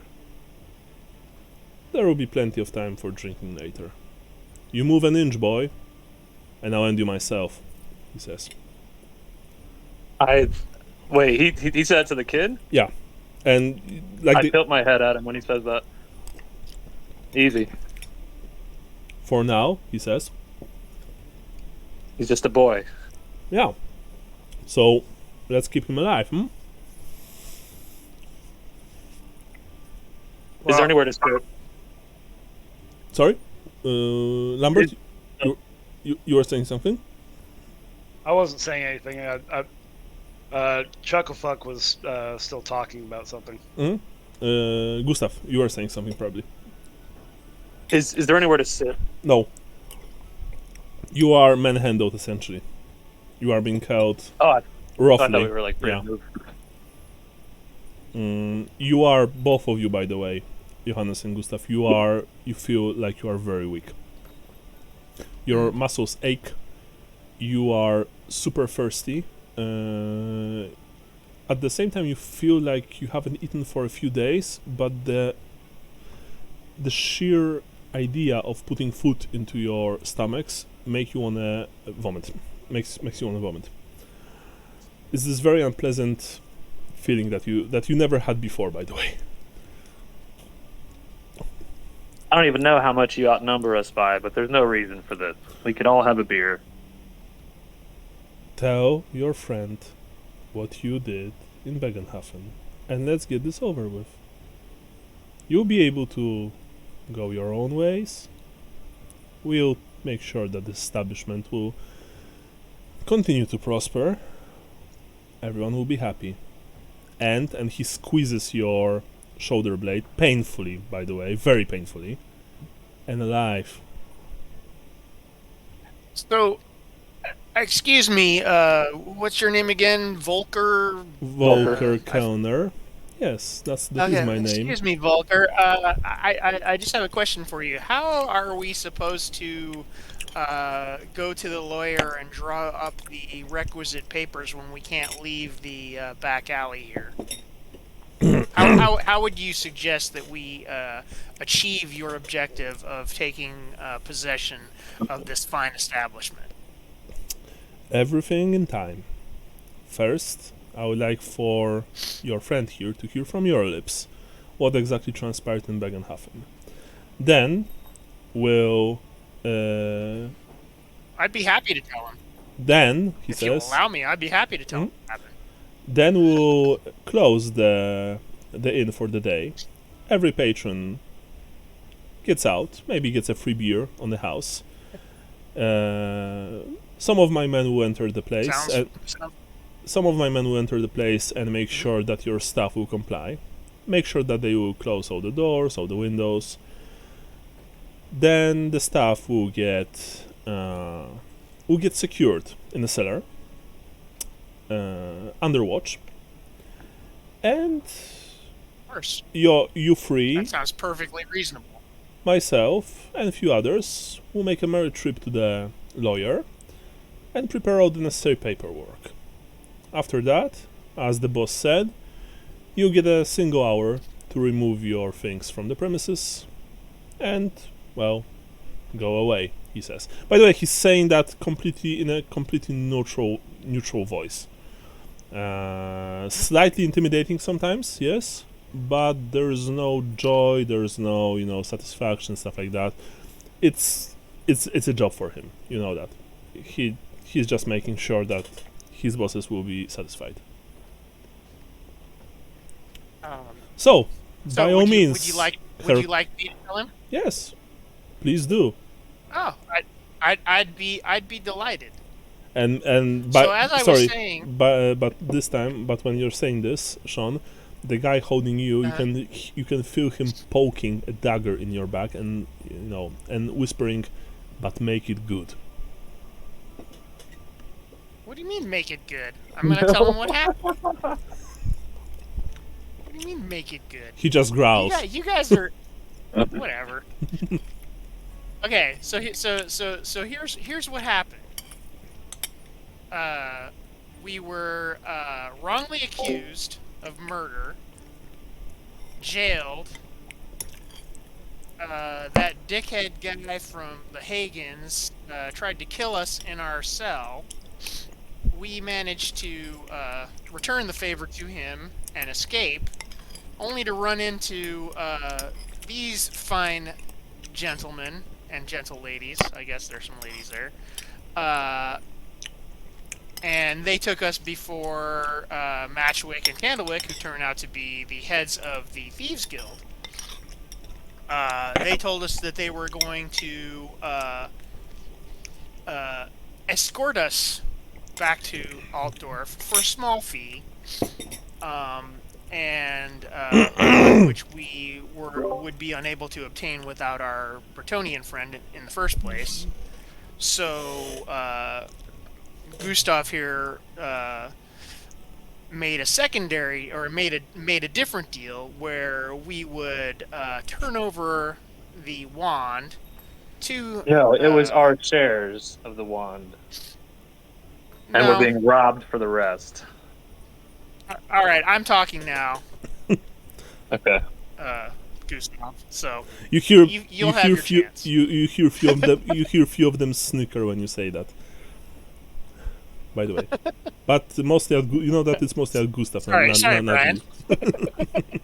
No, actually, very, very good, Johannes. Very, very nice RP. Mm-hmm. Yeah, no, it's asshole. But yeah, this is where we're at. Yeah, asshole territory. So I say, yeah. Yeah, make no mistake about it. They are demanding that we turn over the wand completely, lock, stock, and barrel to them, and then we can fuck off to wherever we like. So we need to go back to the lawyer, and we were having that discussion during break. I don't remember the guy's name. I'll find him. I'm really confused here. So, Mhm. at what point did you guys have shares in my tavern? Oh. Well, that's an interesting wrinkle. If you want to play, it that way, Herr Cherryheart.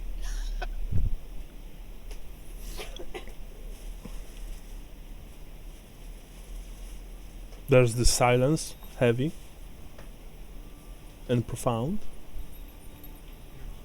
Are you telling me that you guys got these guys to come to Altdorf on a lie?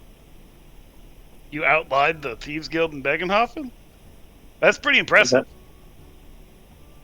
Didn't have much option, did we? I tried to convince these guys that these two halfling yokels were completely inept, and When you're saying that know. one of them, and this time it hurts, you get struck by probably a hilt behind the ear. Only because Okay. you are being held, you don't fall, but you emit this yelp of pain. Hey, this is our boss you're talking about, fuckface. Whoa, guys! One more. You make them scream. You make them scream any louder, the guards are gonna come knocking. Well, when the guards come knocking, says another one, we'll make sure to slit his throat before they'll, do any problems. By the way, Promises. One guy dies, you're down for murder. By the way, says Volker, and he pinches the top of his nose.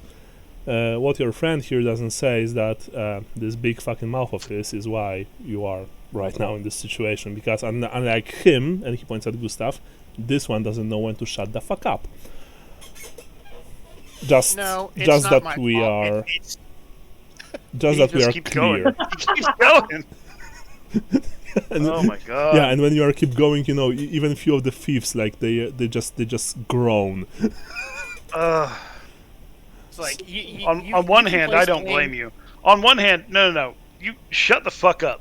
On one hand, I don't blame you at all. He, honestly, just like sewing his lips shut would probably be a service to Sigmar. But I really want to stress the point that they lied to you into getting you here. They have no shares in this place. Did they fail to mention that this is watched property? This property is watched by the Temple of Sigmar here in Altdorf? Did they fail to mention that there's another gang that comes through this tavern? They fail to mention any of this shit? This place, says Volker, is watched by the Temple of Sigmar. What, you mean by the witch killers? Yeah. Uh-huh. And what are they watching for?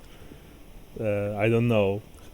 One of their operatives. Slightly heretical beer, maybe, he says, and the rest begin to laugh. And this gang that you are mentioning, what gang is this? What gang is that?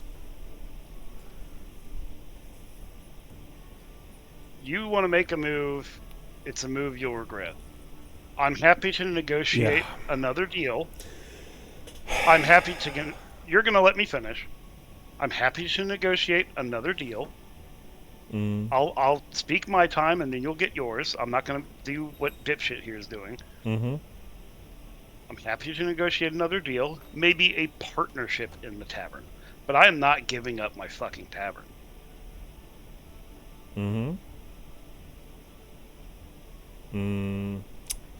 Alright. So, when I'm going to say what I'm going to say, out of courtesy for you, because my bosses are halflings, and I actually enjoy working for them much more than for the previous assholes that they've, by the way, managed to put behind bars. What you and your friends did in our town, Herr Cherryheart, if I recall correctly, that's your name. Yep. Is that you fucked us. All of us. I don't know if you understand the implications of your actions. So, and you've I've let you finish. Now you will let me finish. You were to tell 2 men, report on the actions of 2 men, and that was it. Nothing more. No assassination attempts, no beatings, no stealing, nothing. You managed to do that with 1 guy. With the other, this one, and he points at Johannes, started a fight with one of Bögenhafen's most powerful merchant families, which, by the way, is also one of Reykland's most powerful merchant families. And then, I mean, the whole murder thing, I guess that you are not guilty of this. Of course, it's probably something to do with I don't know, Greenberg flexing his muscles against Bögenhafen or something like that. But you know what? We don't care. Suddenly you are searched over town by the watch. And the good people at Cadbury's, they say that they've overheard you, threatening people with murder, with violence. And then Hagen's men deliver their testimonies, and then they kill fucking Hagen's right-hand man in the jail. Which, by the way, he looks at you, Johannes. He wouldn't have killed you. He would probably just rough you up. He wasn't stupid, unlike you. But no, you had to kill him. Well, I don't fucking care what you beg to. I don't. But you, of course, had to soothe your little fragile bitch-ass ego and kill a man. Hagen will never forgive us for what happened. He will never let this go. He has connections in Outdorf. He has connections in other places. He has connections in the church. He will bring people to crack down on our operations in Bögenhafen and beyond. Our bosses will never sit in the council. This is the thing that we are doing to you right now, taking away your inn. Man, I'm sorry, Halfling, we should be hanging you right now, or I don't know, burying you so deep that not even the dogs would be able to sniff you out for what you did. You've destroyed years of planning with your sheer, pure, cretinous stupidity. Well, maybe not you per se. I mean, mostly those two. What you are? I mean, I was gonna say I don't think I fucked up at all. I did what I was. No, you actually did. You actually did what you were supposed to. You delivered the info on one of those, one of the targets. You did well. Those 2 chuckle fucks did not. Can I interrupt real quick? No, actually, if you try, he squeezes you harder. And right now, when he squeezes you, you actually whimper in pain, because it's like the moment when someone presses his thumb under your collarbone. It hurts like hell. Okay, I'm gonna say it through wincing to Volker. Please send one of your men in for beer. Oh, shut the fuck up, he says. I'm monologuing here. No, actually, he's not saying that. But but he's saying shut the fuck up. You blink, and he's saying, so now that we are in the clear of what you did, and we don't care if you weren't involved in that. We don't care if your friends inside, if those people weren't involved in that. What my bosses told your friends in the Thieves Guild. Actions have consequences. Perhaps they should have thought about them before they started act like retards. So now. No, I should have thought about it before I offered to help these scumbags. I swear to run out. You interrupt me one more time. I will knock down every single down of your teeth down your throat. You'll be shitting out teeth for the rest of your life. So now, my men will come inside. They will remove every single patron from the inn, including those staying in the rooms. You will refinance them. Then, your entire staff will go to the cellar and will be locked there, under lock and key, by some of my men, and we will go to the lawyer, and make all the necessary paperwork. After that, you will go your own way, we'll go our own way, and we will make sure to not piss off the Temple of Sigmar that, observes this place. What a bunch of bullshit. Or, some other gang, whatever. Got it. Or Alright. perhaps, and he... In a show of good faith, because I did my part of the job to expectations, and not these chucklefucks. In a show of good faith, may I, so they're not super rattled by all this crap, may I please go in and shut this place down without people coming in to... I mean, you can have people outside to make sure nobody's running off to get the guards or whatever, but go inside and shut this place down and move my staff to the cellar. There's kids in here, man. I don't really want to stress this shit out. I'm happy to do the... I'm not happy. I'm pretty fucking bummed. But I'm happy to do that if it means I can get my people secured without issue. Roll me plus 30% charm. You make good points. Nice. You see that Volker thinks for a long second. Sorry. Still finishing my cold. So I may be a little hoarse here and there. And Lambert, please bring a beer outside. Just one. For Ranald's sake. I think you've had enough. Says one of the thieves. He detaches, a wineskin from his belt, hands it to you. Here, drink and be quiet. He, okay. In the wineskin there's some, thin beer. It's nothing special, but it quenches your thirst. Although after the first mouthful you had to fight not to throw up. I'm a fucking bar owner. I'm drinking somebody else's beer right now. Volker nods his head. Very well. Yes, my men will secure the back entrance and the front entrance. You have 10 minutes to take everyone out. You want me to take them in there too, or do they stay with you? No. They are staying with us. Okay. I didn't know if you were tired of his mouthiness. No. After you are done, you will emerge and inform us about this. Then, sorry. And he says after you're done and you put the stuff in the cellar, you will emerge, hand us the key. But my men will make a sweep of the building to make sure that people are not hiding in any of the room or the kitchen. Sure. After that, you will accompany us all to the lawyer, and then, as I said, you get a full hour to remove your possessions from the inn. Your friends here, and he says with a snicker, well, the only possessions that they have are the clothes that we were so gracious as to give them. But I'm sure that capable and very talented men like them will earn some coin in no time. And when he says that, of course, few of his men and women laugh, because it's not very funny, but they laugh anyway. So, Lambert, what are you doing? Sigmar repays in kind. Mm-hmm. All right, I am holding up a hand. I'm just saying it may take just a minute or two longer, but I will keep it within. I will try to keep it within 10 minutes.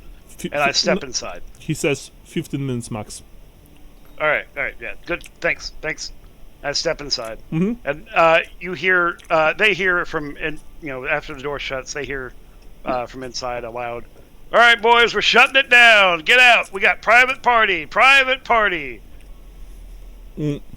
the way, sorry, I'm munching. Marla is not here today.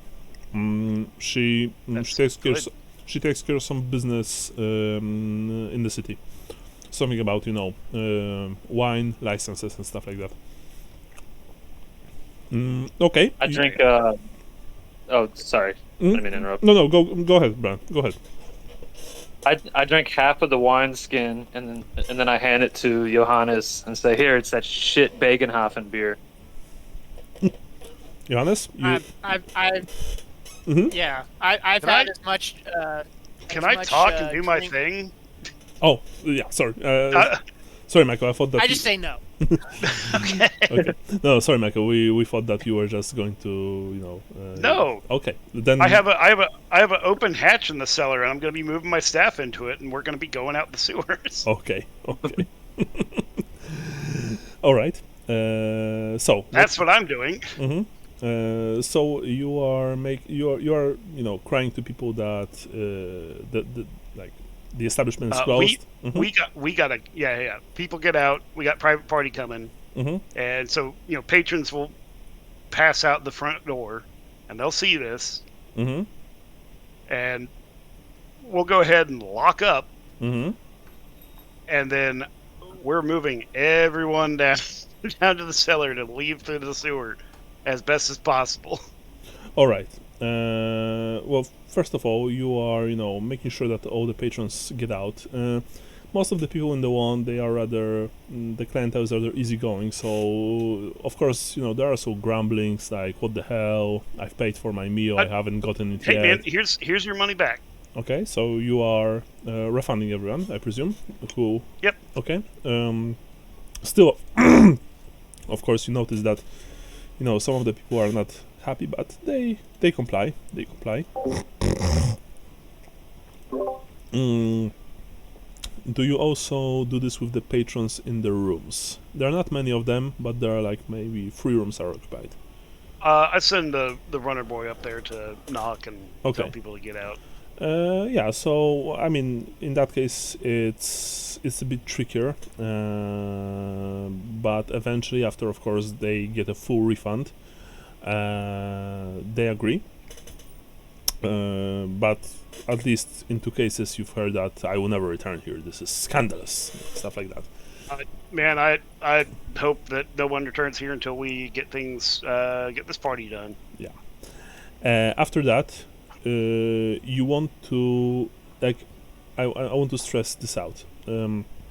When the staff helps you with that, they have something to occupy their minds. But the moment the last patron leaves, all the cooks serving girls, boys, bartenders, stuff like that, they look at you terrified and they ask in shaking voice, "What will happen to us? I mean, those are fucks. What How many people are here? I would among the staff. I would say less than a dozen probably total. I'm yeah. I am going to, out of my own pocket, give you money to hold you over until we get this figured out. All I ask is that somebody find Marla and tell her that this is not a safe place anymore, and to meet us at the Temple of Sigmar if she so chooses.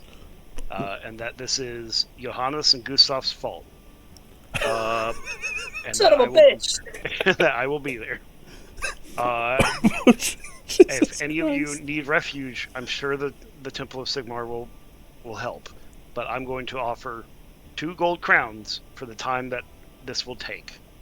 They nod, but they look at each other and look at you. But her cherry heart asks one of the cooks, "How are we supposed to leave? I mean, they have people in front and out back." I need you to follow me. I need you to keep quiet while we're down there. But we're going to go through the cellar into a sewer entrance and get out through the sewers. They haven't seen any of your faces, so they don't know what you look like. So we should be scot-free when we get out. Well, that's actually not true. At least 3 of them they saw. Because okay. Well, in that case, they've seen some people. But what's people in a crowd? Yeah, and by the way, Johannes and Gustav, when this is going on, Volker divided his men and women and sent one half up front. The rest stays with you. You are still, of course, held, but there are no staff members outside.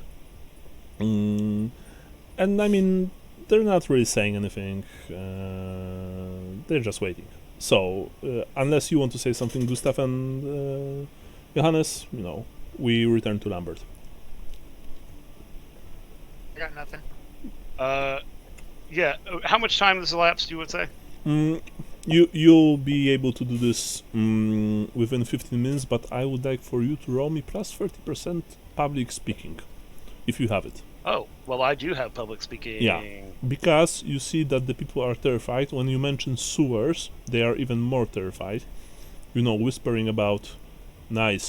Plus 30%, that's under 104. Yeah, I mean 95 passes. Everything above 95. Actually, no. On our rules, everything below 99 passes. So everything is fine. So grab what you can carry with you and let's go. Yeah, I mean you emphasize that they don't have time to get their stuff, right? Yeah. All right.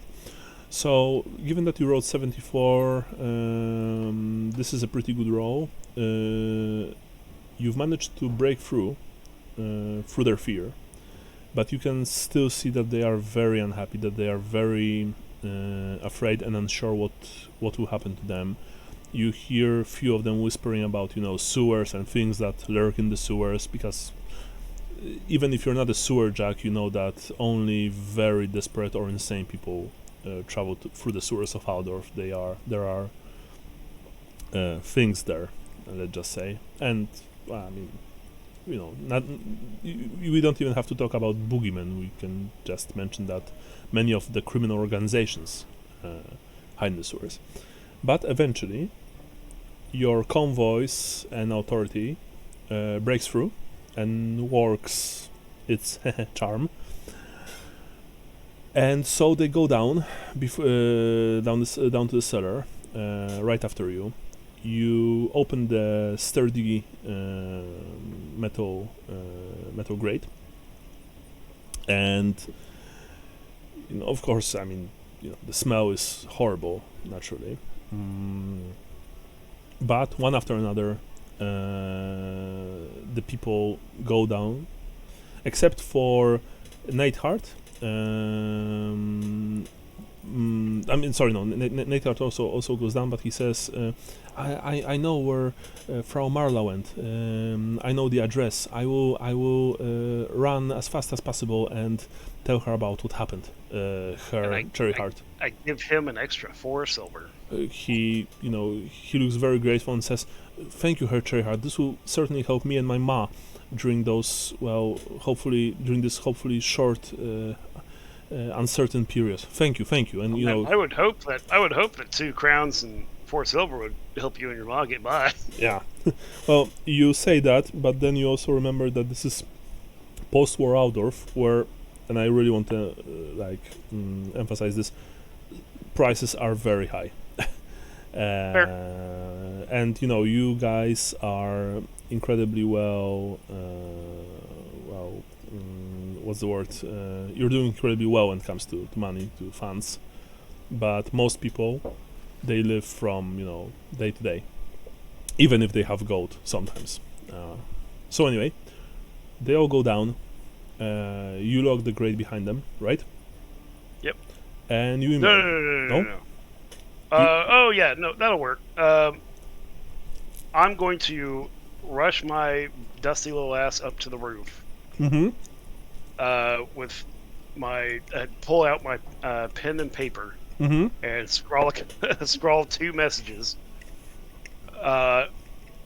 One to the Temple of Sigmar and one to the Magister at the Wizard College. I can't remember his name. Jade College, Corbinian Shrek. Corbinian Shrek. Hey Corbinian, it's been a long time. I hope you're doing well. The tavern is currently being extorted out of us by a gang of murderous thieves from another city. Please help.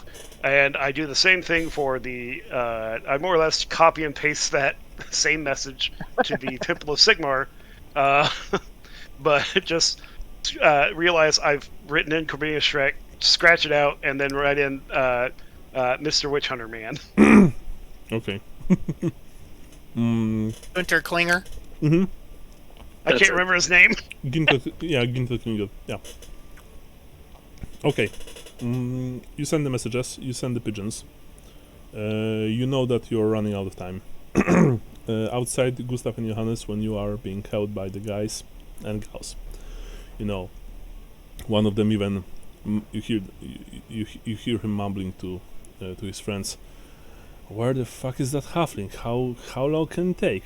Maybe he's trying something." Nah. What? I peer over the roof and say, "I'll be right down." They all look up. Gustav and Johannes, I presume you as well. Yep. Yeah. You see Lambert. Lambert, you go down, and you emerge at the back. Right? Yep. Volker looks at you, raises one eyebrow. Any problems? Some patrons that swear they will never be back, but There will be others, he says. honestly, I don't think it'll be my problem. No, it won't. Now, the key to Start serving this shit Bögenhafen beer here. You're gonna scare all your clientele away. Oh my god, he just keeps going. one of the guards, even though Volker holds you, he punched you painfully in the ribs. Not in a way that you fell down, but you, given your overall status, you really felt that. I would steal a bar too if I served this in my hometown. All right, sorry, I'm going to roll for willpower right now. Those guys are patriots. Oh my god, they fucking failed. Yay! Like, you're right. Oh, what a butt.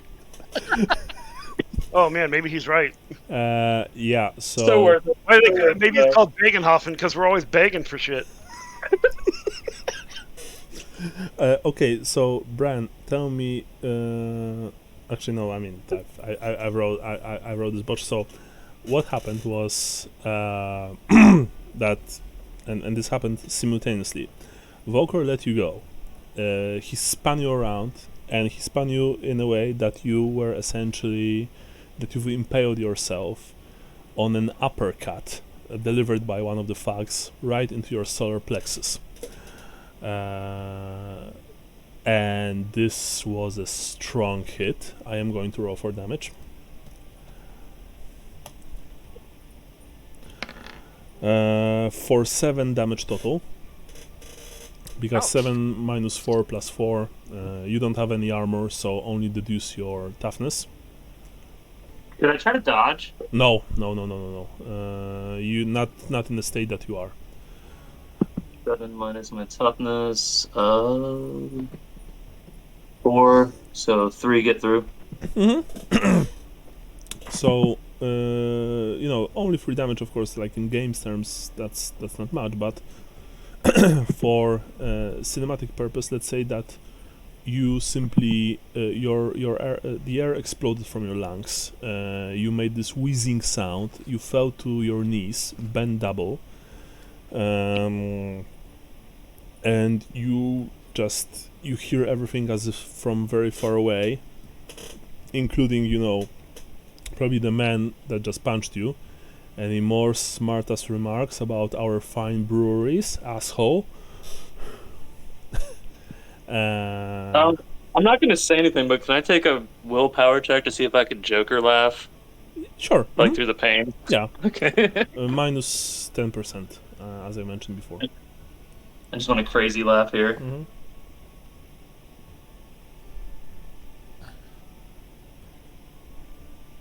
Oh, come on. Like, you hit like a halfling. Jesus Christ. I can roll for you, Brian, if you want. Yeah, it's still saying... Okay, I'm going to roll for you.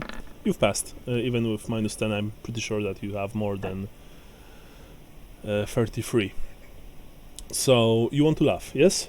Make this Joker laugh? Is that it? Yeah, just kind of like I can't contain it. Just like I'm... So, so Johannes and Lambert, you see Gustav just bend double. By the way, he kneels in a puddle of his own vomit, mostly not even, slightly digested beer that he just drank.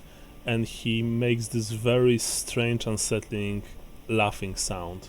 Few of the thieves just shake their heads, one even mumbles something about, This man is clearly lost. He's clearly lost it. He's insane. Volker coldly looks at you, Lambert. Well, some business partners you have, he says. Then again, some friend they have, right? I mean, you've left them in Bögenhafen. I left 2 idiots in Bögenhafen. Well, and they say that us thieves have no honor. Oh well. Now, key please, and we'll make a sweep. If that's alright with you, of course. Yeah, that's fine. You handle him the key. They brought all of you inside. Gustav, they manhandle you. But this time, two men grab you under one arm each. They bring you inside to the main common room. No one is there, of course. Johannes, they let you sit on a like stool or a chair, but Gustav they just throw on the ground. Lambert, you're not being manhandled at all, although you know that you are being like escorted, so to speak. Yeah. Mm-hmm. I'd step behind the bar and get a drink. Interestingly enough, the thieves don't want any drinks. They don't drink anything. They don't take anything. Oh, it's not for them. It's for me. No. I'm just saying that if you want to offer them, they don't accept. I don't. Sure. One for me. No. Yeah. Well, that's it. I guess my friendship is over now. Volker is my new best friend, or something like that. I don't know. Can I make am I being watched? Yes, you are. You see that approximately half of the guards are searching the place, but the other half position themselves in such a way that they are covering both exits, windows, and they are watching all 3 of you. And the guys that are watching you, they have projectile weapons, crossbow pistols, and compact crossbows. Not at the ready, but at the ready enough, if you know what I mean. Well, I'm getting myself a fucking beer, and if you want to do anything about it, you could pay Ronald for it. So I'm just gonna walk to the bar and pour myself a beer. And I'm not even. Well, you more like hobble to a bar, not even Sure. Not even because of the like flaring pain in your solar plexus, but because the after narcotics effect is very strong. Johannes, you for example, you want nothing more than to try and sleep. Unfortunately, with some distress, you realize that even if you would be able to go to bed, you probably would not be able to sleep because you still have like this strange tiring energy, if that makes sense.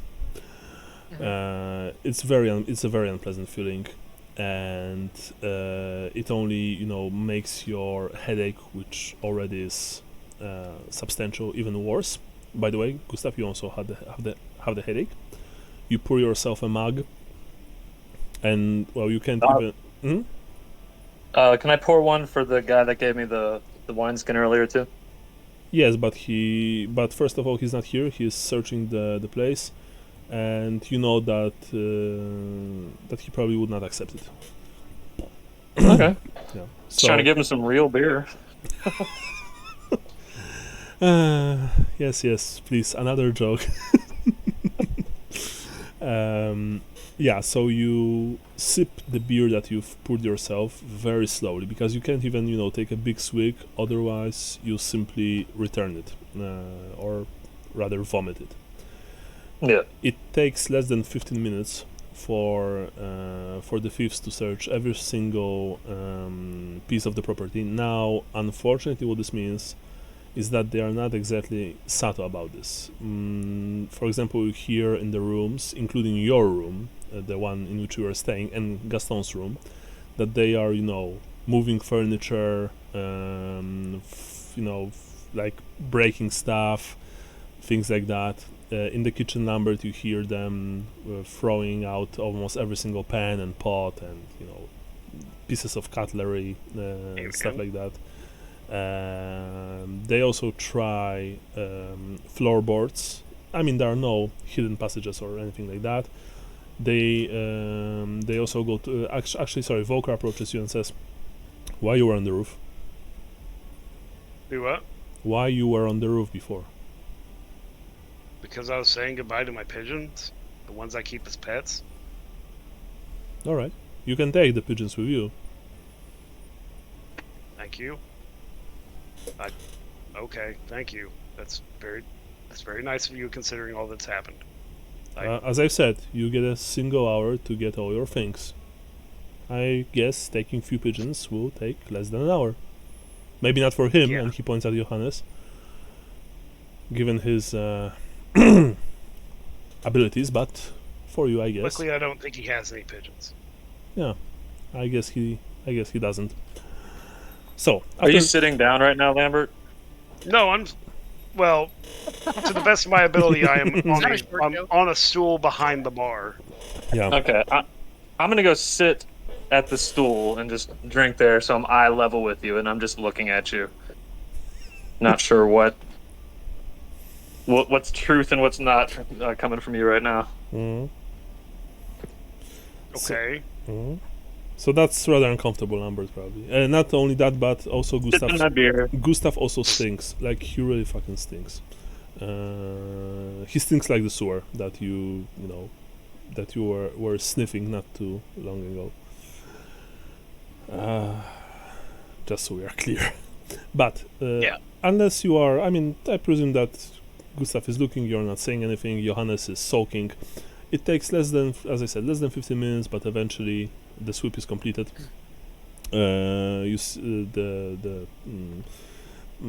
Like search party leaders approach Volker, tell him that we haven't found anyone, we haven't found anything. I mean, there are of course some pigeons on the roof, and they said that in your common room, Lambert, and Gaston's room, there's some stuff.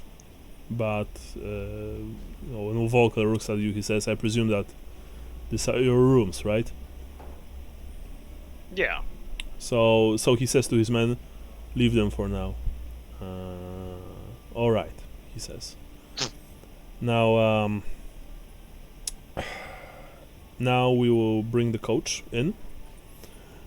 You will tell us the address of the lawyer. We'll go to the lawyer. And, well, we'll do what is necessary. For your own good, although I'm sure that I don't have to tell you this, Halfling, you are the reasonable one, do not try anything stupid along the way. Do not call for help. Do not try and alert the guards. We will kill you. And not only that, but we will make sure that people close to you will also suffer for your stupidity. I understand. And you can see that when he's saying that, he's not exactly happy about what he's saying, especially about the people close to you. Gustav and Johannes, you have a feeling that he's saying that because Matchwicke, or rather, Green Thistles, told him that. Because this man is more of a thief than a stone cold killer. But you can also tell that he means it, and that he will do what is expected of him. Unfortunately. Well, brother, I feel bad for you. I really do. I pledged all of my gold to Ronald the other night, and it's done well for me, and pretty soon I'll be free. But, I mean, for you, you're still going to live under oppression. I don't live under oppression, Marienberger, he says. The Green Thistles, they are fair, as I've said, more fair than the previous bosses. They were, they also were telling us that they worship Ronald, but the only thing that they worshipped was power for themselves. And the halflings, as long as you're in their good graces, they are good businessmen and good bosses. Shame that you don't see this yourself. The protector will come for you. Sorry, If what? you harm innocent brother. I said the protector will come for you too if you harm innocent's brother. That's why I hope that I won't have to hurt innocents, Herr van Heck. but if you force me, then I will risk the wrath of my god. Yes. Now, this chit-chat is very nice, and you hear the coach arriving outside, but we must go. Her cherry heart, please leave all your weapons here. I mean, I allowed you to keep them because you can conduct yourself, but you will not enter the coach armed, and I will not ask again, he says. And you see that when he says that, he's not even making any gesture, but the guards with like projectile weapons, they not shoulder them per se, but ready them. Gotcha. I have your word that they'll be here when we get back. As I said, when you get back, a single hour to get all your things.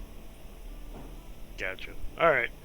In clear and broad daylight, in front of all these people, Lambert Cherryheart proceeds to lay out on the bar his bejeweled pistol. Mm-hmm. I gotta go down my list here. His dagger. Mm-hmm. The club is up in the room.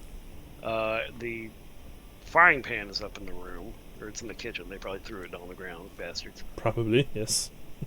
And produces 2 more daggers and lays them out on the table. I mean, that's the weapons. Am I allowed to?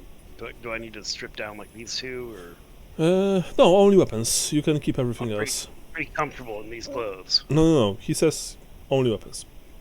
But he sent 2 of his men, and they've patted you down. So if you have anything hidden, then they find this. I mean, they will roll. I don't. All right. Mm-hmm. Because funnily enough, in Warhammer, when you're hiding something on you, then it's a counter test. They don't automatically find this unless you are unconscious. So you don't. Of course, the patting down is not exactly pleasant, especially the crotch grabbing. But it is necessary. You know that. It's not pleasant for them. Yeah. Wait, he's I got. mean, they do that, and I just go. He's got second Feel pistol in pretty his pants. You don't have to leave there so soon. And he holds the goal, guys. You're saying that, by the way. I mean, if when you're saying that, they just snicker. They're not even mad or anything. One of them, makes a grimace. The other one snickers slightly. But they say he's clean, boss. You emerge outside.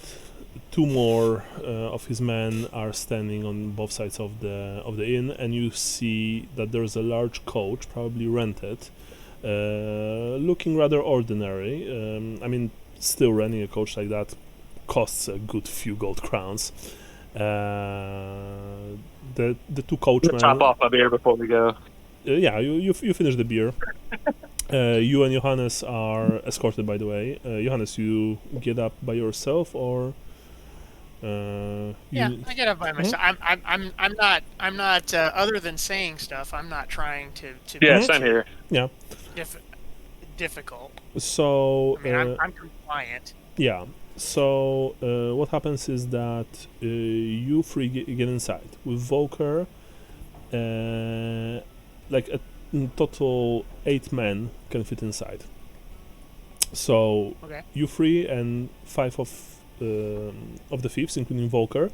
5 more get on top. The rest stays in the wand. The door are of course being locked, and the coachman asks, or rather, one of the thieves asks you where to. Where's the lawyer? Oh, I have no idea. What lawyer? In character, we should know where. No, you know where. Yeah. Okay. You know where. I'll tell them where. How to get there. He's in Königsplatz, by the way. The name is Eckhart Neuhauser and Partners. You know that Königsplatz, the Square of Kings, is one of the main one of the main areas in Altdorf, one of the most important areas in Altdorf. Military parades are organized there. The emperor himself, he's supposedly back right now in the capital. He returned from the north, but in better times he sometimes appeared on Königsplatz to address his subjects or to take part in a parade. So this is the one of the more known landmarks, Altdorf landmarks, and it's not very far from here. I will remove the Bögenhafen map. We'll be ending shortly, so I'm not going to upload new map right now, but for the next game. It takes a total of maybe 30 minutes to reach the place, because there are lots of people on the streets. Sometimes the coach needs to stop altogether. Sometimes it just travels very slowly. The whole trip is rather it's uncomfortable. Let's face it. But no one is. The thieves are not saying anything unless you say something. I don't know. If not, then go ahead. I'm just praying to Sigmar under my breath. Reasonable. Give me Sigmar. Give me the vengeance I so deserve. Of course. That's more than understandable. Funnily enough, you remember tales, there were rumors a few months ago. You think after or maybe before this whole deal with Crimson Shade, about a certain vigilante known as Vengeance of Sigmar, who was hunting mutants and worshippers of ruin within the city walls. But you don't really know what happened to him, if he was even real. Perhaps it was just some sort of penny dreadful. If Brian and Sean, you know what I'm talking about, it's of course reference to the Thousand Thrones chapter in Altdorf. Can I smoke? Yeah, sure. No one, they don't have anything against it. In fact, one of them chews tobacco rather loudly, and the tobacco itself is of a poor quality, so his breath also smells very bad. I offer some of my good Phineas tobacco. They decline. From the heart. Oh, really? They decline, but not. It's good halfling shit, man. Yeah, and you probably know why they decline. It's why they. Oh well, yeah, that's fair. Hey. Yeah. I get it. It's why they also didn't want to drink anything. I roll up a cigar, and I just, I want to try and build some more rapport here for better acting between us, because this whole situation is going to suck, and I can't really alert my boys as to what I'm thinking in this situation. Sure. But did the Green Thistles ever talk about the halfling gods at all? You're asking them, yes? Yeah. You mean Dingleberry? Wait. I'm not going to be the one to punch him, but if somebody wants to, I'm not going to hold it against you. Green Thistles don't follow any gods. When you're saying that, you've been kicked into the what's the shin? The shin is like the part of the leg, right? Yeah. Yeah. Between the foot and the knee. Yeah. So you've been kicked in the shin, not very hard, but you were by one of the thieves saying, "Hey, watch your fucking mouth, Wastelander. The bosses, they do worship Runout, and they do worship their own gods, alright? Perhaps you shut your horse mouth before I'll shut it for They you." threatened all our lives. Sorry, what? Come again, Brian? They threatened all our lives. Well, because you deserved it, says another one. I mean... That's a perversion of your religion, sir. We are not priests, says Volker. We worship Runout. I'm just saying, like, in the effort of everyone tonight, Phineas teaches that even though the way is unclear, he will always guide you through the smoke. And I take a big old puff and I grin as I push the smoke out of my mouth. All right, sure. You see that maybe two of them nodded, not really sure what to think about this. You know, they nodded in a way that someone is saying something which is important to them, so they like acknowledge this, but but that's it. Gustav, you know, you probably massage your left shin, because it hurts. Volker continues. We are not priests, Wastelander. We worship Ranaut, but we also do what is necessary for the guild. Every single one of those men here killed someone during their life. Perhaps not taking pleasure from it, but when it was necessary, yeah, we did that, and we will When do it's it. necessary. And we will do We it, all do. and we will do it again. And I mean, and he says, you know, looking at you with this rather unpleasant smile, you said yourself that you killed Hagen's man, right? That was Johannes here, but Well, sure. all right, whatever. Says. He looks at Johannes. In all honesty, I don't believe that he would be able to kill anyone.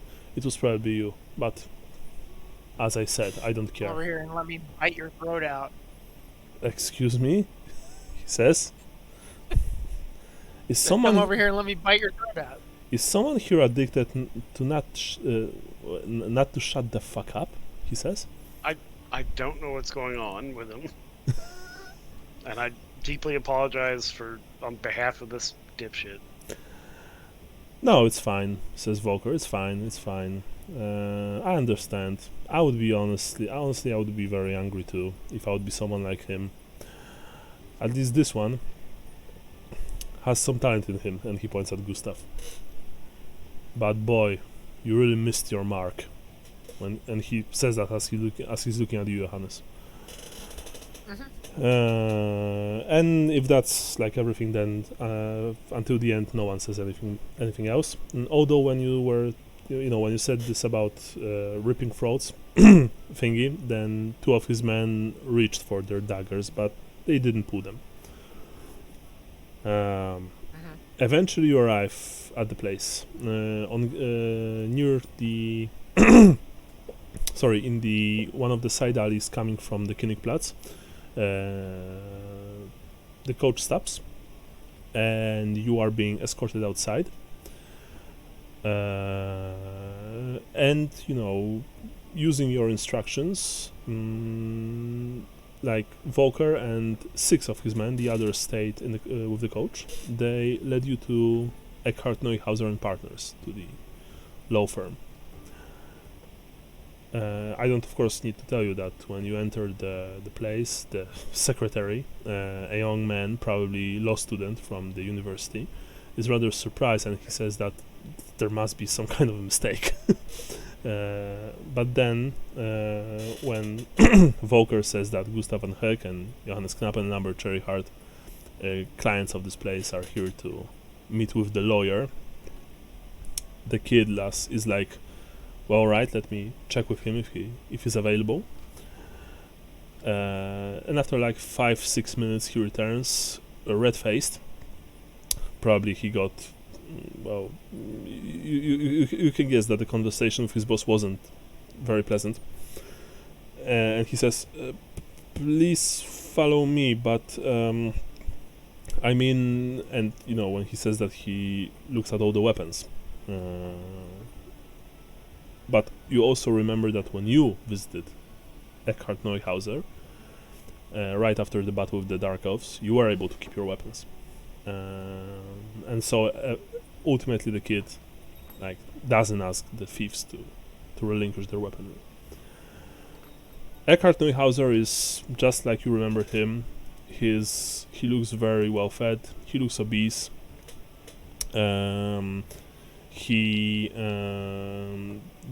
His office is covered in luxurious rugs, of course.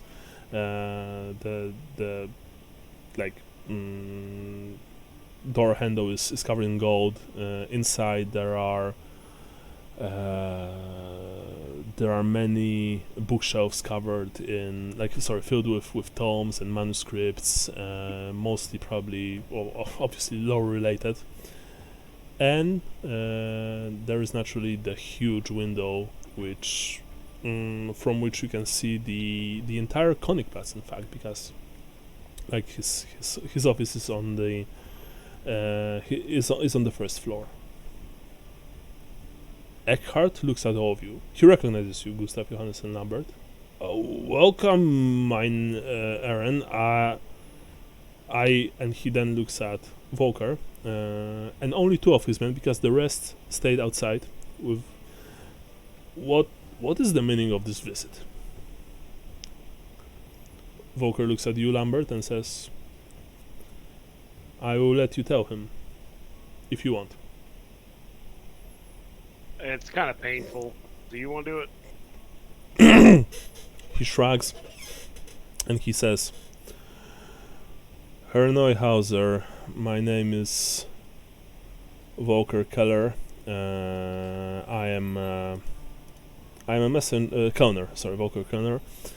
I am a messenger of from Bögenhafen. I work for the Green Thistle. I work for the Green Thistles, for Matchwicke Green Thistle, Kandewicke Green Thistle, and I am associate of this man here, just like my bosses are. We are here to change the legal status of their possession,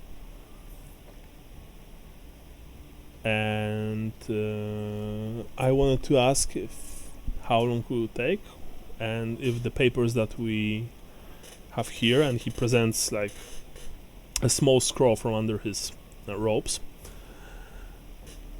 are in order. I was told before leaving Bögenhafen that they should be.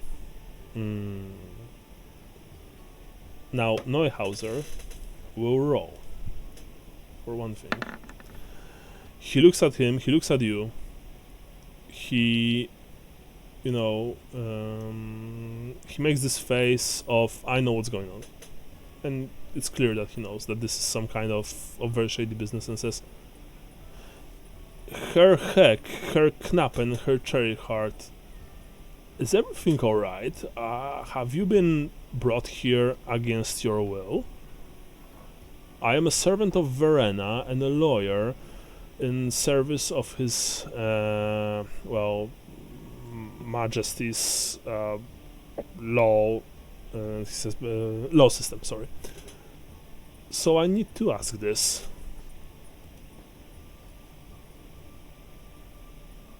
And he waits, by the way.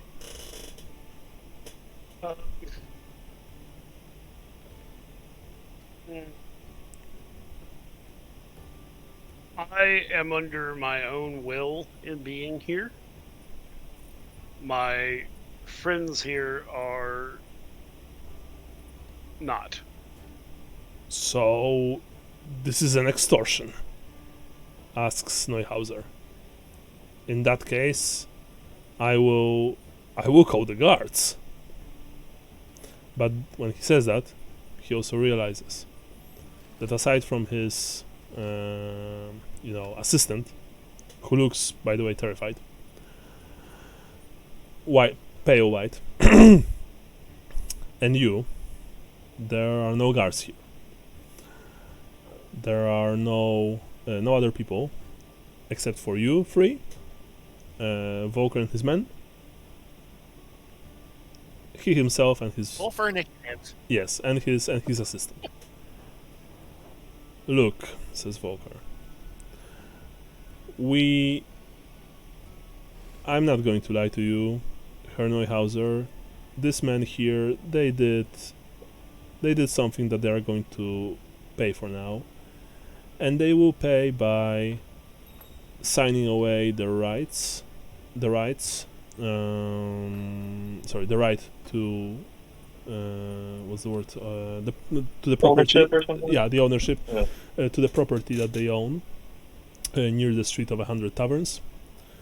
Here's a document signed by my benefactors that they are ready to take care of this property from them, and that they will continue to utilize it and run it just like they did with, of course, with full responsibility and in accordance to the letter of law.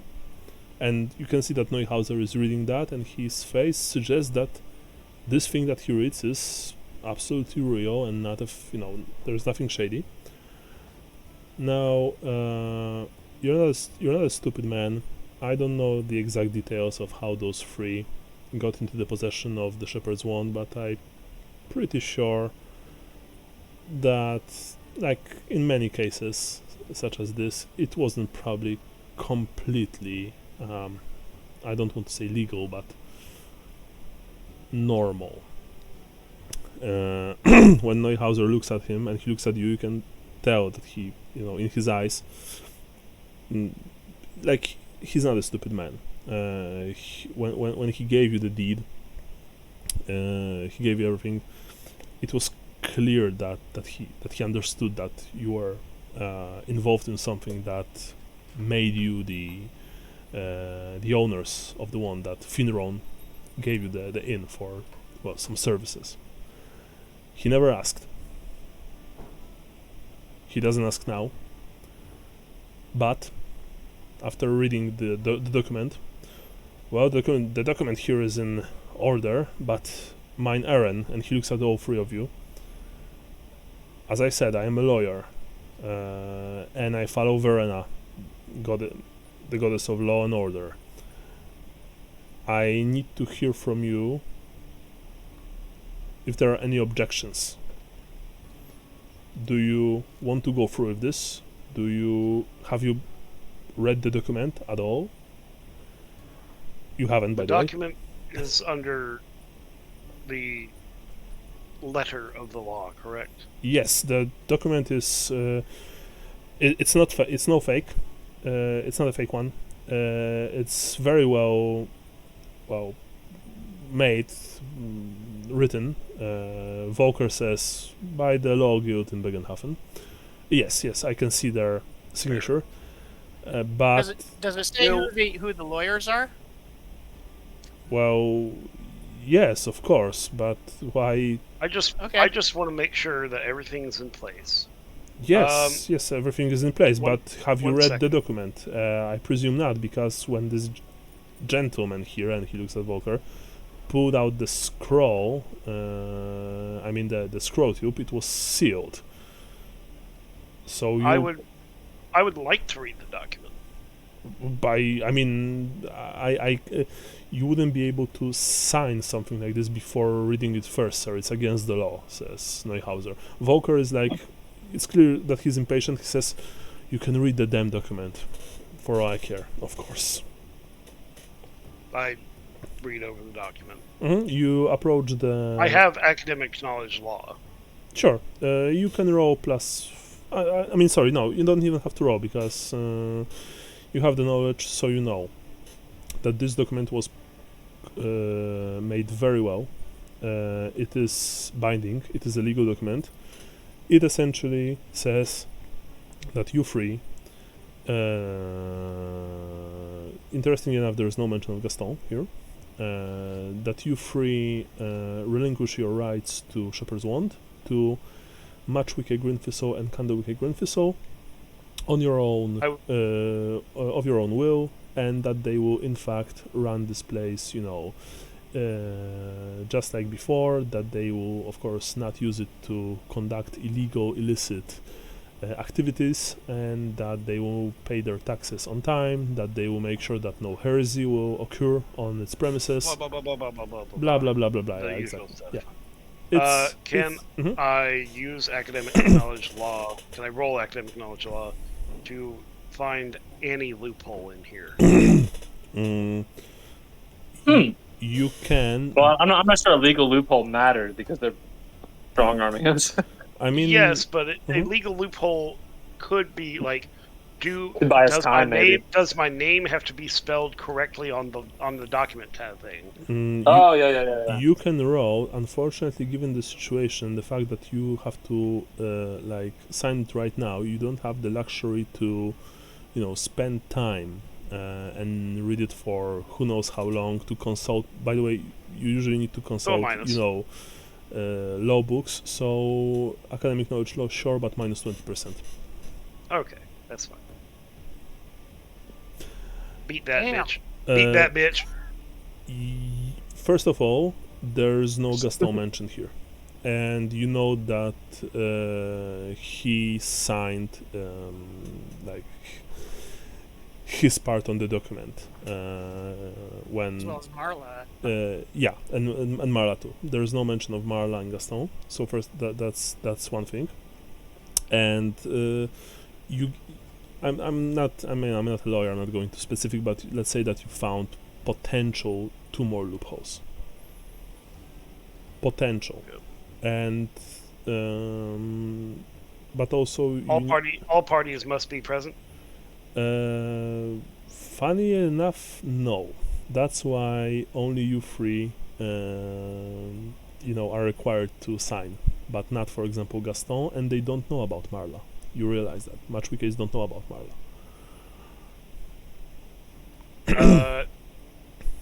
Out of a purely economic interest here, if we 3 are signing this, does that mean that Gaston will be reimbursed his share of the property? Because he is not here. He is an owner. When you said that Neuhauser, he has this strange look on his face. Then he looks at Volker. Volker looks at you, and first thing he says, "All right. First of all, I think you've read enough. Return to your friends." And I also noticed in this document here. Of course. I point out the murky language surrounding ownership of said grounds around the tavern. Does that mean that you are seizing grounds from the city of Sigmar or the city of Altdorf? You will have to bring that up with the city officials, since we do not own the land around the tavern. We only own the tavern. I also notice here there's this loophole of you don't seem to actually acknowledge taxation from the city of Altdorf, only that you will pay taxes, but to no known party. This could mean that you could just pay taxes and say, "Oh, we did that already," meaning you're committing fraud. Volker looks at you for a long time. He smirks. Good one. He looks at Neuhauser. They can still sign the document. Well, yes, but what Herr Cherryheart said here will apply. I'm sure it will, and I'm sure we will handle it along the way. Extra taxes and potential civic problems included. Well, I mean, you can't blame me for trying. I mean, of course, but you must understand her. What was your name? Her counter. That if they sign this right now and you will take this document back to your bosses, they will be held accountable by the law, and they will have to pay, and the sum will be very. We have the money. Well, I mean, we have the money. Of course. In that case, well, mine, Eren, if you want to sign, and he says that as he's looking at you, I cannot force you as a representative of the outdoor guild, law guild, and as a faithful servant of Verena. You are of course free to sign this, but remember, no one can force you. And as he says that, he looks at your bodyguards.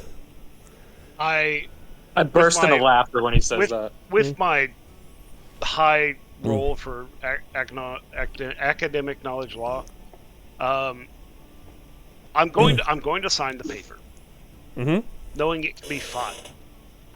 But I'm going to sign the paper. I'm not saying that out loud. Of course. But I am going to cite a case very similar to this that I'm hoping he will know what I'm talking about. All right.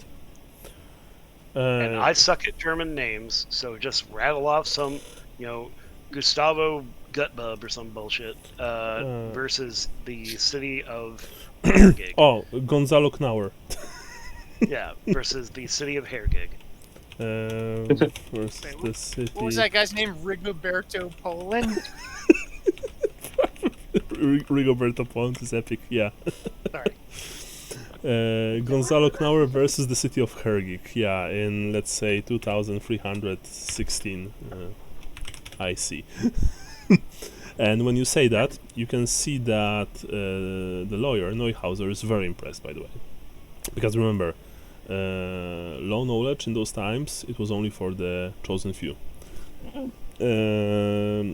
Knoller doesn't give a fuck, even though he takes a quick glance towards you, Lambert, when you say that.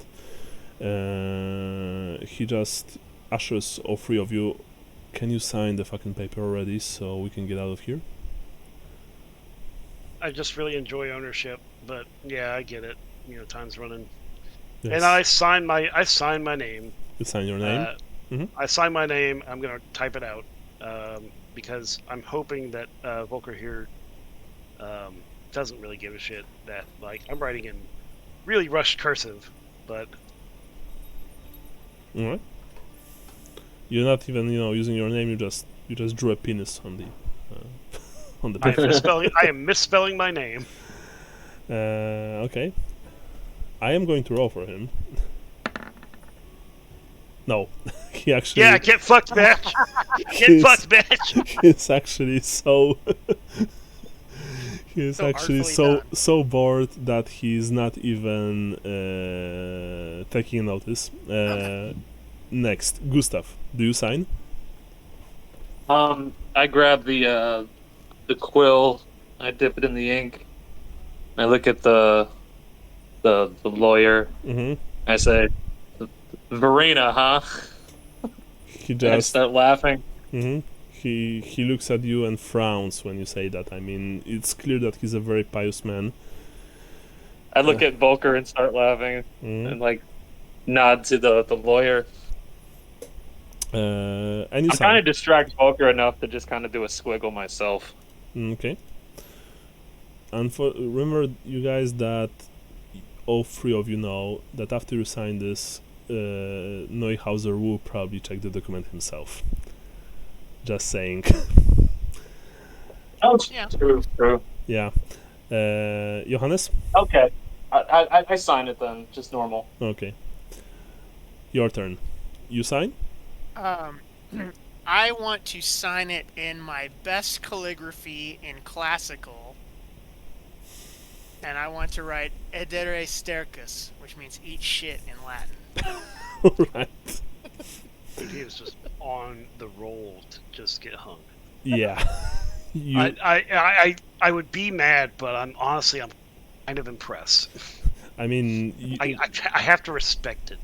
I mean, truth be told, probably Lambert and Gustav, I don't think that you probably look at each other's signatures when you do that, unless you do, and of course, by all means. Then, Lambert, do you have classical, by the way? I don't. Yeah. So, Gustav, you have classical, right? I think. I think I might. I think you have. I think. I thought I taught it. I think I asked you this, and so you saw what Johannes did. So when you did that, Neuhauser took the document.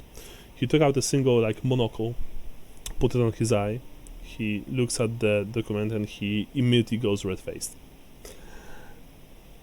And he says, mine Aaron, I'm and he looks at Volker. Volker is like, what? I will need to prepare a document, an errata document, so to speak, sir.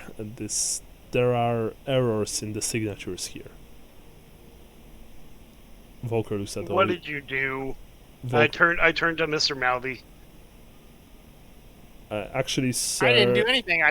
Actually, sir, I think you made one. You've signed yourself as Lambert Cherryheart. Yeah, that's my name. Well, no, it's Lambert Cherryheart, he says, according to the original act of deed. I don't understand what you're saying. My name is Lambert Cherryheart. Yes, and here you've signed Lambert. cherry. Oh, my bad. And I just add another loop onto the end. No. When you try, when you try, he takes away the document. Volker looks at all three of you. No, that wasn't. No, that wasn't really funny, boys. That wasn't really funny. And what does that mean? And he asks when he looks at Johannes' signature. You can see that Neuhauser is essentially red as a tomato from Thalia. And he says, "Oh, that's one way of signing your name. What does that mean, Johannes? What does that mean? Eat shit." Yes, it means eat shit. You provincial piece of crap. Right, says Volker. Prepare the errata. You just earned yourself 10 minutes to gather all of your things from the inn. Oh, well, that'll be easy.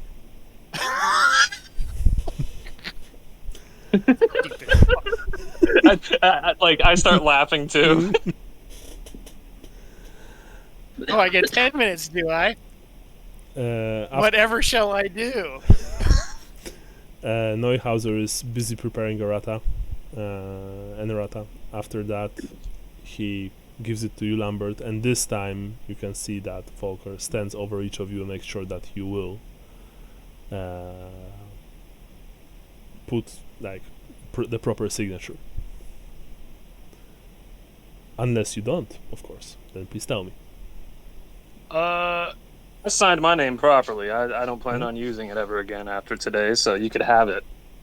All that's being misspelled in Cherry Heart is the missing E in An heart. R. A single R and a single E. No, I'm changing the spell here. Mm-hmm.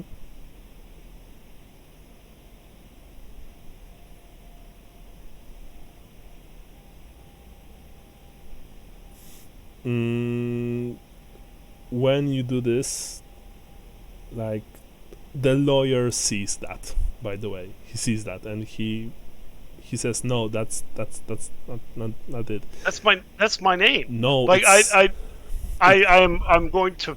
I want to bluff here. Like, you can this bluff. is my name. You can bluff because he shows the old deed and you see that there is number Cherry Heart there. You can see that That's the spell. you can see that at this moment, and he says, I don't care if that was misspelled, sir. You've signed it like that. You need to sign it like that here. You can tell right now that Neuhauser is terrified, and you can also see that the thieves are getting angry. He just wants this to be over with, and he wants you both gone. All right. In the interest of getting this over with and getting our 10 minutes of getting our shit out of the tavern, I will sign the paper, and I sign it with my actual name. Mm-hmm. Johannes, what about you? Yeah, I sign it. All right. I sign it. After that, the lawyer, who's by the way, even though there's a fireplace here, but even though outside is quite chilly, he's sweating like it's the middle of the summer. With shaking hands, he compares all of your signatures. He compares both documents. He nods, satisfied, almost as if he achieved something great. He handles both documents to Volker. Or sorry, rather, he handles the not both. He keeps the original document. No, actually, sorry, he handles it to Volker because Volker asks him to, because he says that he'll bring both documents to the Law Guild in Bögenhafen.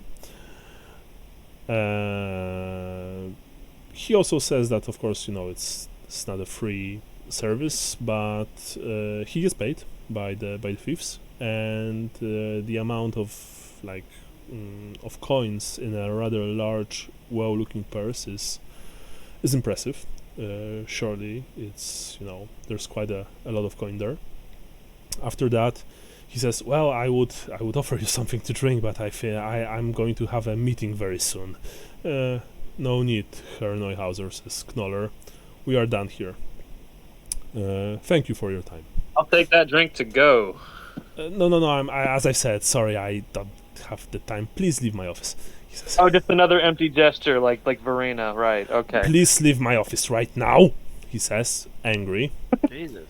What? I'm usually the sacrilegious one. What the hell is going on? Volker looks at you and Gustav, and he says, "What, your friend's intellect rubbing on you right now?" A little bit. I feel like it's just a case of like the people you hang around with. I should really find something like this. Learned by watching you.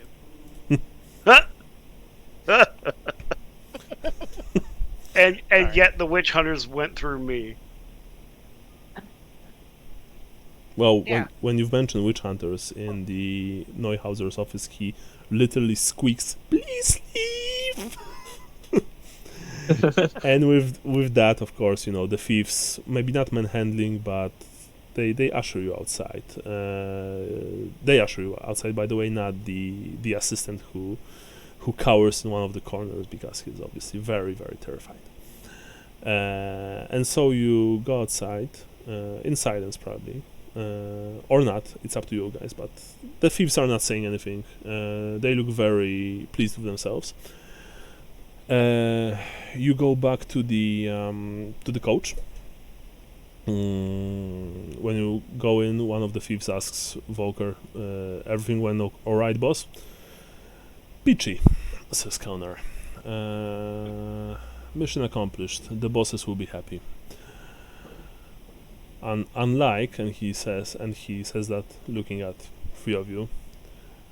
But remember, it's just business. And you return to the Wand. Uh-huh. The trip back takes you only like 20 minutes. It's much quicker. The place is still closed, even though when the coach stops outside the main entrance, you can see that the two thieves guarding the front entrance, they are actively telling people that they can go inside, that it's closed, and some of the patrons are clearly unhappy about this, but Volker left two rather burly specimens outside, and so no one is trying anything. They nod at him, they don't even acknowledge you. They open the door, you go to the still empty common room. Volker looks at you. "Alright, I'm a man of my word. You have 10 minutes to get everything from your rooms, from the roof. After that, I don't want to see you here." "Well, Alright. I suggest you start moving." I supermarket sweep that shit. I run in, grab my like 2 sets of clothes from upstairs, and find the floorboard that we hid the money under. Is it there? Well, most of your money is in the Bretonian embassy, right? That's true. Yeah, that's the thing. So I don't think there are any money under the floorboard. I think maybe you have some money on you, but the rest of the money... I have some. Yeah, but the rest of the money is in the embassy. Well, I grabbed my weapons back. No problem. Your pistol, your weapons. And then I shovel are there people watching us in there, like, yes, scurry about? Yes, I mean, Gotcha. you I have go like into two the kitchen shadows. to find my. I go into my the kitchen to find my frying pan. You find it. It is indeed laying on the floor, unfortunately. Yeah. But it's fortunately it's for you. It's in one piece. Nothing happened to it. That's basically all of it. All right. Johannes, Gustav, you don't have anything here, right? You don't take anything. I do want to grab some things so I don't have to get them later, but What things? I'm gonna take a blanket. All right, sure. Things like that. I'll go ahead and Remember, make a list real you quick. don't have backpacks, and you don't even have sacks, like travel sacks. I think I'm gonna make a biddle. Mm-hmm. Like, I wanted to get something to use as like a cudgel if I had to, or a walking stick, a blanket, and then get some cutlery, and maybe like another shirt or. No, I mean you don't have another shirt, right? You only, or did you had extra clothes here? I think I probably would have, but I'm thinking about just going into the people's rooms, and if there's any the people, clothes lying around, grab it. there are no things in people's rooms. They took everything with them. There are only things in your I thought room. there were people that were staying here No, overnight still. no. I mean there were, but they were asked to leave.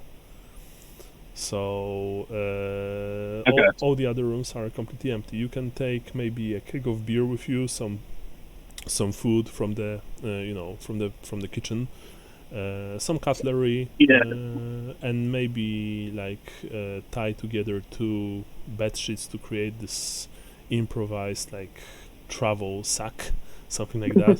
like a hobo. Yeah, but it won't last long, just so you know. And with 10 minutes, you only have enough time to literally grab a few things like that. So, Okay.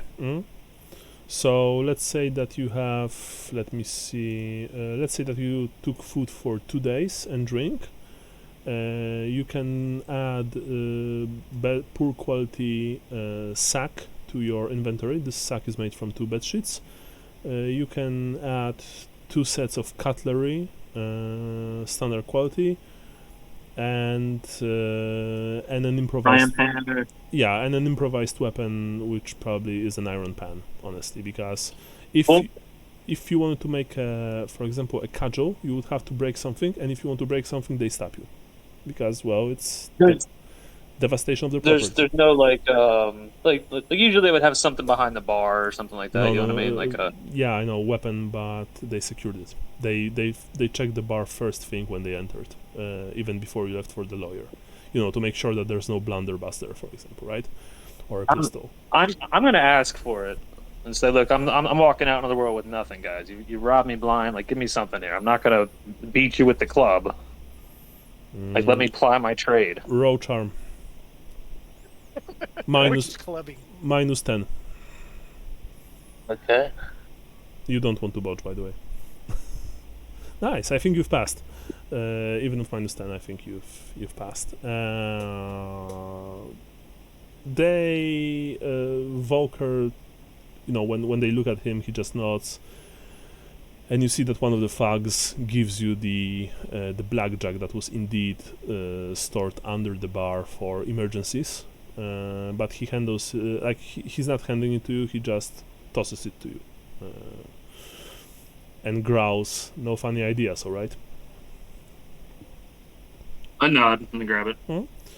Johannes, what are you taking, if you take anything? Nothing. All right. I'm taking absolutely nothing. I'm picking my nails. Yeah, not All doing right. anything. All right.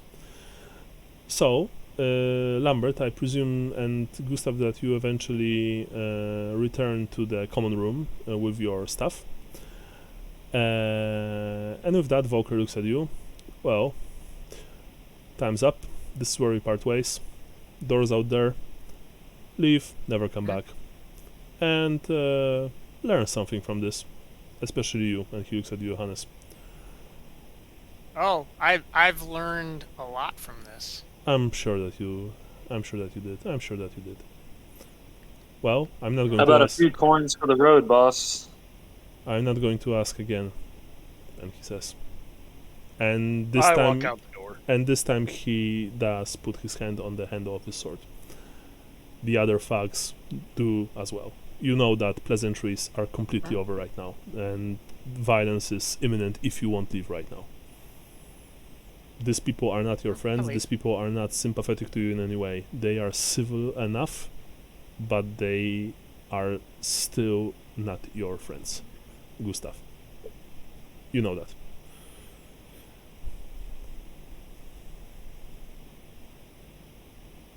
Right? I walk past him. All right. I walk out the door. Mm-hmm. You walk out the door closes behind you. You pass the 2 guards. One of them, most of those guys, they don't sneer. but one of them speaks rather loudly to your backs. Safe travels. It's almost as he said the funniest joke in the world.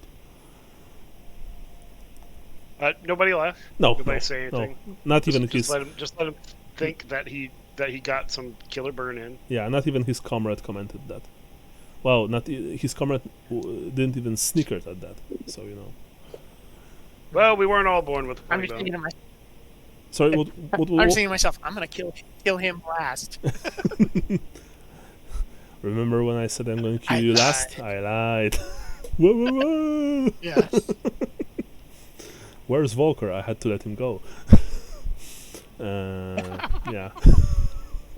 Yeah. And with that, you go out into the windy outdoor afternoon. And just as you are, reaching the main artery of the main artery, when you reach the actual Street of 100 Taverns, or the Street of 1,000 Taverns as it's also known, with all sorts of inns, taverns, brothels, clubs, drinking halls, eateries on both sides, which is one of the busiest streets in Altdorf, you hear, "Gustav, Johannes, Lambert!"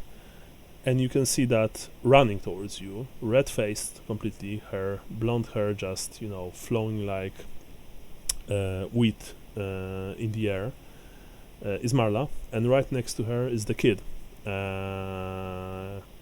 named Neidhart Lair. She runs to you and she hugs Gustav, first of all you, of course, very strongly. I give her a warm hug. Perhaps a bit too strong for your liking. You still think you're thinking actually if she really got over your breakup, but she's not doing anything. I'm actually else. very relieved to see her right now. So. And she looks at you. She even does this whole gesture of taking your cheeks in her hands and like, oh, by Shalia.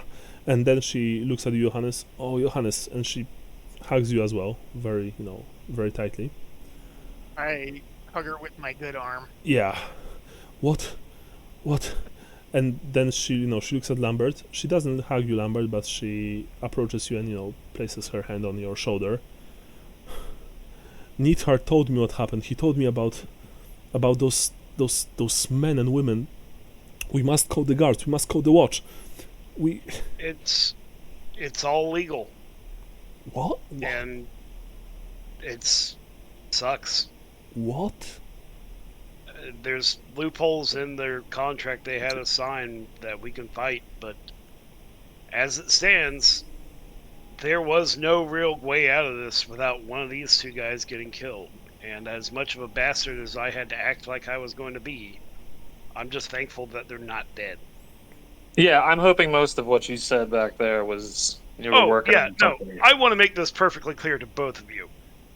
I am so fucking sorry, but shit went south in Bögenhafen so hard that I got out. Okay. I don't blame you. I mean, we got swept up. You can be sour about it. You can be sore about it. I understand. But at no point was I like, all right, I'm going to move on. Like, these guys are no longer around. Like, even when I told Marla here, like, this shit sucks. Yes. It wasn't the sort of reunion I would have hoped for. Marla says, I Lambert told me go what ahead. happened. So, yeah, sorry, very quickly. She simply says, Lambert told me what happened, and I see that Gaston is not with you. I wasn't there. I'm sorry. I knew that I should travel with you. I should have never took care of the scene. I feel so bad. And now she looks at you, Johannes. Go ahead, Sean. I was gonna say I have no. Oh, you're justice breaking up. will prevail, and I'm breaking up. Yeah. For the first part, yeah, I can hear you now, but the first part of what you said, I couldn't hear. Okay, Sigmar's justice will prevail. We're gonna get everything back. The end. Well, she says, first of all, we need to find a place to stay for some time. the wand is no longer ours, right? It's like we can't even go there for a beer. Am I correct? Right. Correct. I'm sorry about that. I know you worked No. really hard to get there. I am relieved to see both of you alive, and I hope that Gaston is alive as well. That is all that I matters. did make sure to get everybody out and pay them 2 months' wages Yes. just to hold them over until we can either figure something out or hopefully they can find some other accommodation. Yes, I feel so shitty about this. Nightheart here, and she, like tosses the kids sandy hair. Told me what you did, Lambert. Thank you. You have a kind soul. And what you did with the fish, it just shows that probably you should be the one taking care of the wand, not me. You are much better cut out for this sort of thing. Oh yes, the fish. She looks at you, Gustav. Lambert didn't told you? We didn't have really time. get a lot of chances to talk. Well, I mean, and she has. You see that for the first time, probably in a long time or maybe ever, Mala has this very nasty smile on her face. Well, I mean, the new owners of the wand may soon be in kind of a pickle, so to speak. Hot water, yeah. Because what was it, 2 days ago? Lambert here signed a contract with the fish, one of the, if I get this correctly, one of the biggest gangs in Altdorf, to use our cellar as a warehouse of sorts for storing certain cargo. Actually, Lambert here probably saved the wand for the first time by agreeing to that and by masterfully speaking to them. I was present. Although I must say that the fish, they were very civil, honestly. This Bubble leader of theirs, he wasn't like a thug at all. So who knows, perhaps our tormentors soon will have problems of their own. Hopefully. Whatever they I don't need know. to cause them torment, I'm in. I don't know exactly what's going to happen from here, but I just want a good meal and a place to lay my head down, and I'm happy to furnish that for everybody if we can go to one of the nicer taverns after these boys get changed. The kid is like, her cherry heart. I mean, maybe I could help. I haven't spoken to my ma after what you did, but she'll probably be delighted to know that you did so much for us, and perhaps she'll be able to help in any way. At the very least, she'll cook you a meal. And he says, it's clear that the kid tries to help. Absolutely honored to meet your mother, because she raised a good boy. He That big boy. yeah, he he beams up slightly, and he says, then please follow me. We live not far from here. And so you follow Nidhar to his house, and to probably think about your future endeavors. But for now, we end. I think it's Okie dokes. time. Yeah. Okay. So for today's session, it was a long one, and it was the finale to the sort of to this. I'm not done with them. Ilmet in Bögenhafen. I know you're not. So let's say that everyone gets, just for the game, 120 points. Woohoo! For your characters, everyone gets 10 points. For the place of birth, Gustav, I had a feeling that lots of people today mentioned your place of birth instead of you. Yeah, I didn't do place of birth, but I did rep Altdorf. I think I was hating on the Bögenhafen beer and saying how this is real beer right here. You know what I mean? I can give you 5 points for that. That was pretty cool. Yeah, sure.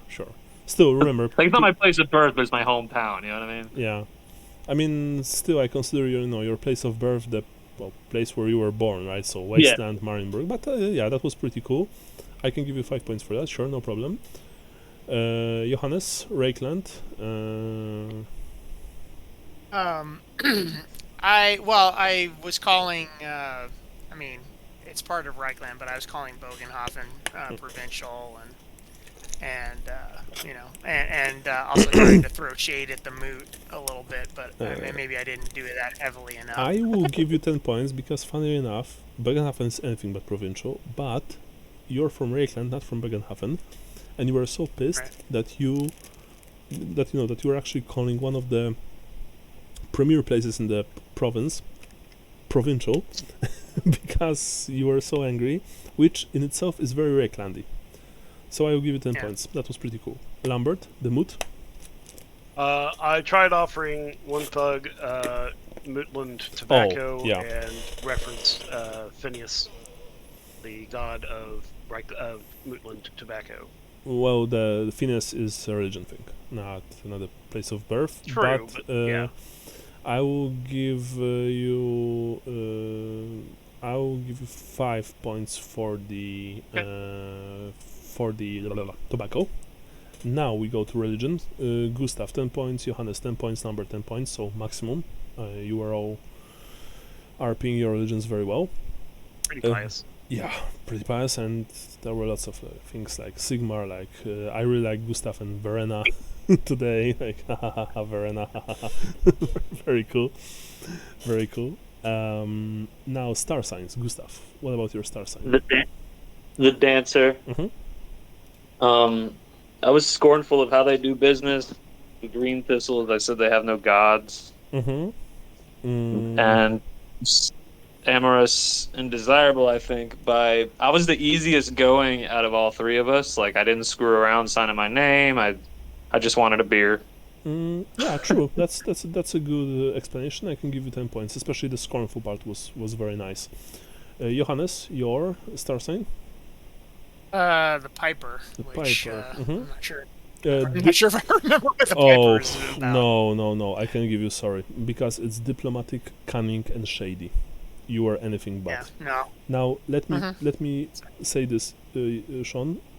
I was very happy that you were not, because remember, sometimes you win by losing by not role playing parts of your character if the situation requires it.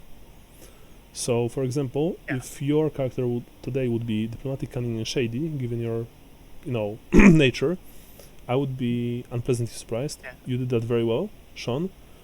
So, even though I can give you points, rest assured, I've marked this in a way, and I will remember this, that you've RP'd this very well today. Lambert, what about your star sign? I am Waymond the Anchorite. I have caution.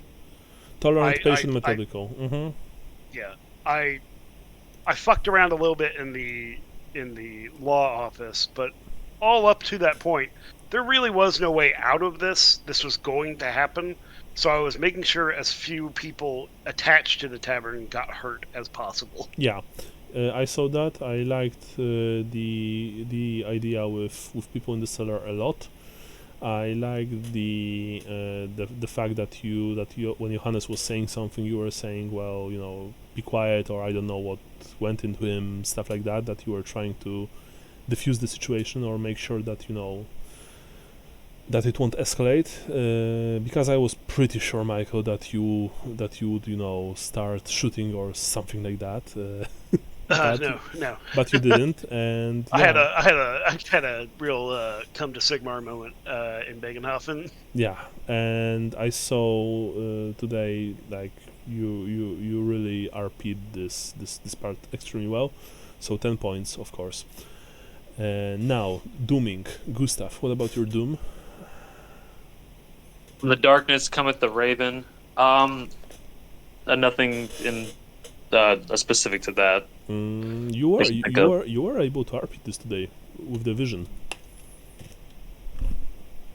Okay, I was thinking maybe like I was just had this like resigned laughter Mm, I kept playing out like like they're yeah, robbing us of everything, like but we're surviving. So I mean, yeah, like, what else could they do? I mean, what I'm saying, and of course, this is probably not fair from me because this like after the game, and I see your RPing from like from the distance, so to speak, or rather from the sidelines. That you had few chances, but yeah, sure, nothing really, but maybe next time. Johannes, what about you? Beware the man that is not a man.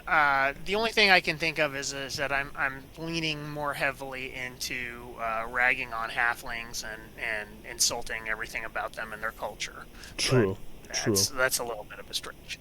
I was going to say you're leaning pretty hard on your bloodthirstiness.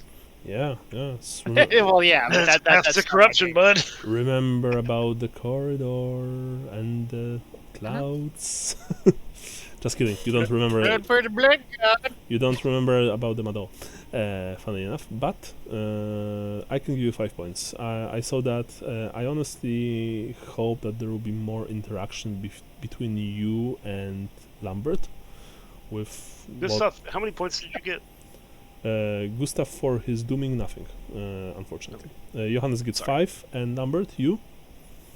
Thy tongue shall be thy undoing. Aside from the law office, I kept my tongue in my mouth pretty well. I will give you this time 5 points. You tried with the office, but then again, you kind of knew that Volker would not try anything stupid in the office on Königsplatz.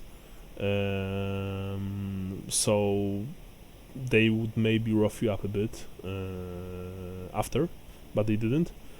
But still, you tried. I can give you 5 points for that. Lambert gets 5 points for Halfling, of course. The ideas, Lambert gets 5 points for sending people down the sewers. That was very nice. Anything else that... Also, sending off messages to the College of Magic. That still isn't resolved, and Okay. I purposefully didn't told you that during the game because your character was on adrenaline. It was hectic. After more that, than likely these will be ignored. In case of Shrek, probably ignored. But you know that Sigmar's they may not be happy that you are essentially saying, hey, there are like thugs going into our tavern. Like, this is not their problem, right? You are given this as a reward. This is your problem, and like there's a chance that they won't do anything, but you know that you've gambled a bit slightly. But still, Random likes gamblers. Yeah, but still, I understand why you did that, and probably if I would be in your shoes, I would also do that. So that's it. You got your XP. I think quite a lot. We finished Ilmet in Bögenhafen, so that's that. I am officially removing the map. It's gone. It's bye. Fuck. Thanks. Oh yeah, I've removed 6 cents because I never remember it anyway. And like, who put this here? Nice. Very mature, guys. That's been there for a very long time. Yeah. I can even remove this red thingy. Okay, so anyway, count your XP and the next game. So it looks like it's going to be on the 22nd or not. I don't know. I'm fine with that, but tell me if you are. Should be fine with me. Next weekend is. No. Next weekend I can. Next weekend I can't at all. Yeah, next weekend I can't at all. It's Father's Day, and we're going to Alabama Adventure, the theme park in Birmingham. Nice. Cool. So tell me. That I haven't so the 22nd works for me. Okay, Brian. I think so. Let me check real quick. Mm-hmm. Yeah, it's fine for me. Yeah, that works. Okay, so before we end, I just want to ask a very quick question. what do we want to do next? By that I mean, don't worry, I don't want to switch games. We are staying with Warhammer. I think it goes very well.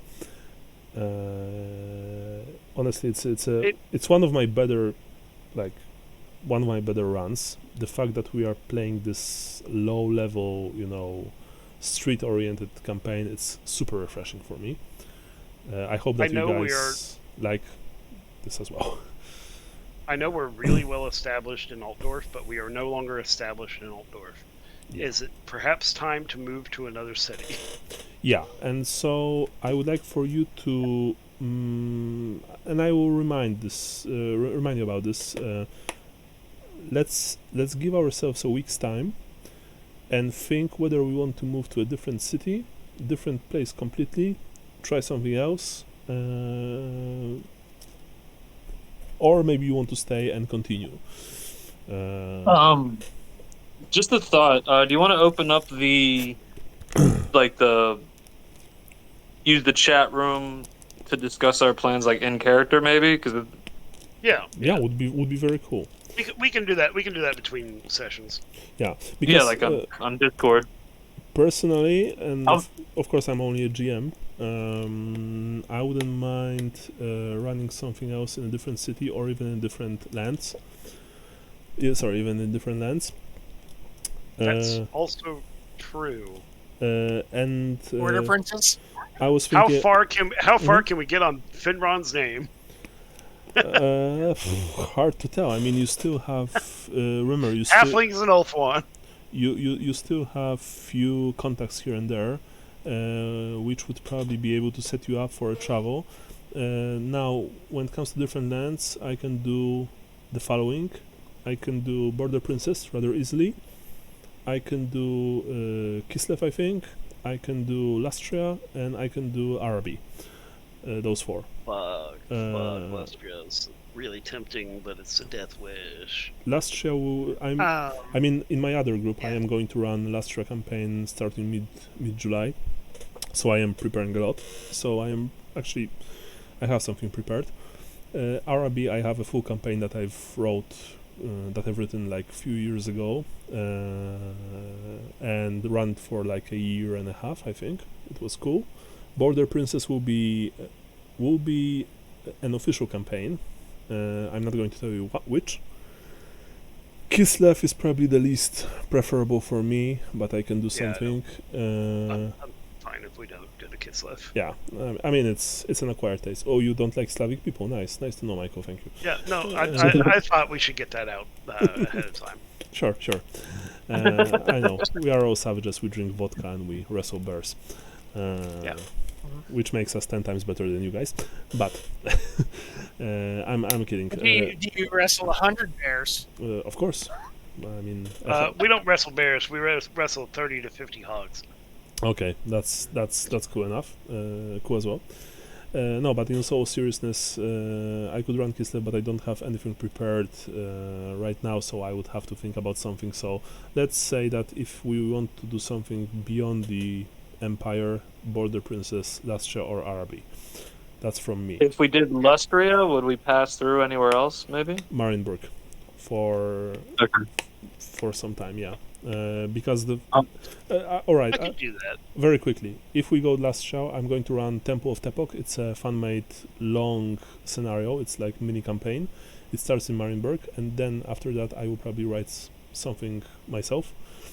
If we go Border Princess, this is called Lure of the Lich Lord, and it's a campaign, but it's a tricky campaign for this party because it's a dungeon crawler, so to speak.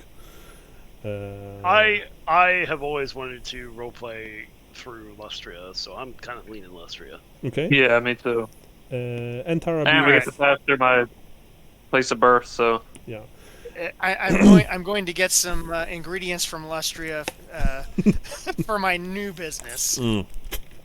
Yeah, honestly, if we're gonna pick up and we're gonna make names for ourselves, what better place than the New World? Yeah, riches await. I also want to point out, just for anybody that needs it, I'll put the notes in the journal entry, but for now in the journal entry I've added everybody's itemized list for experience.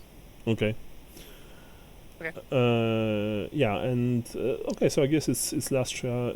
Lastria it is then, probably. But think about this still.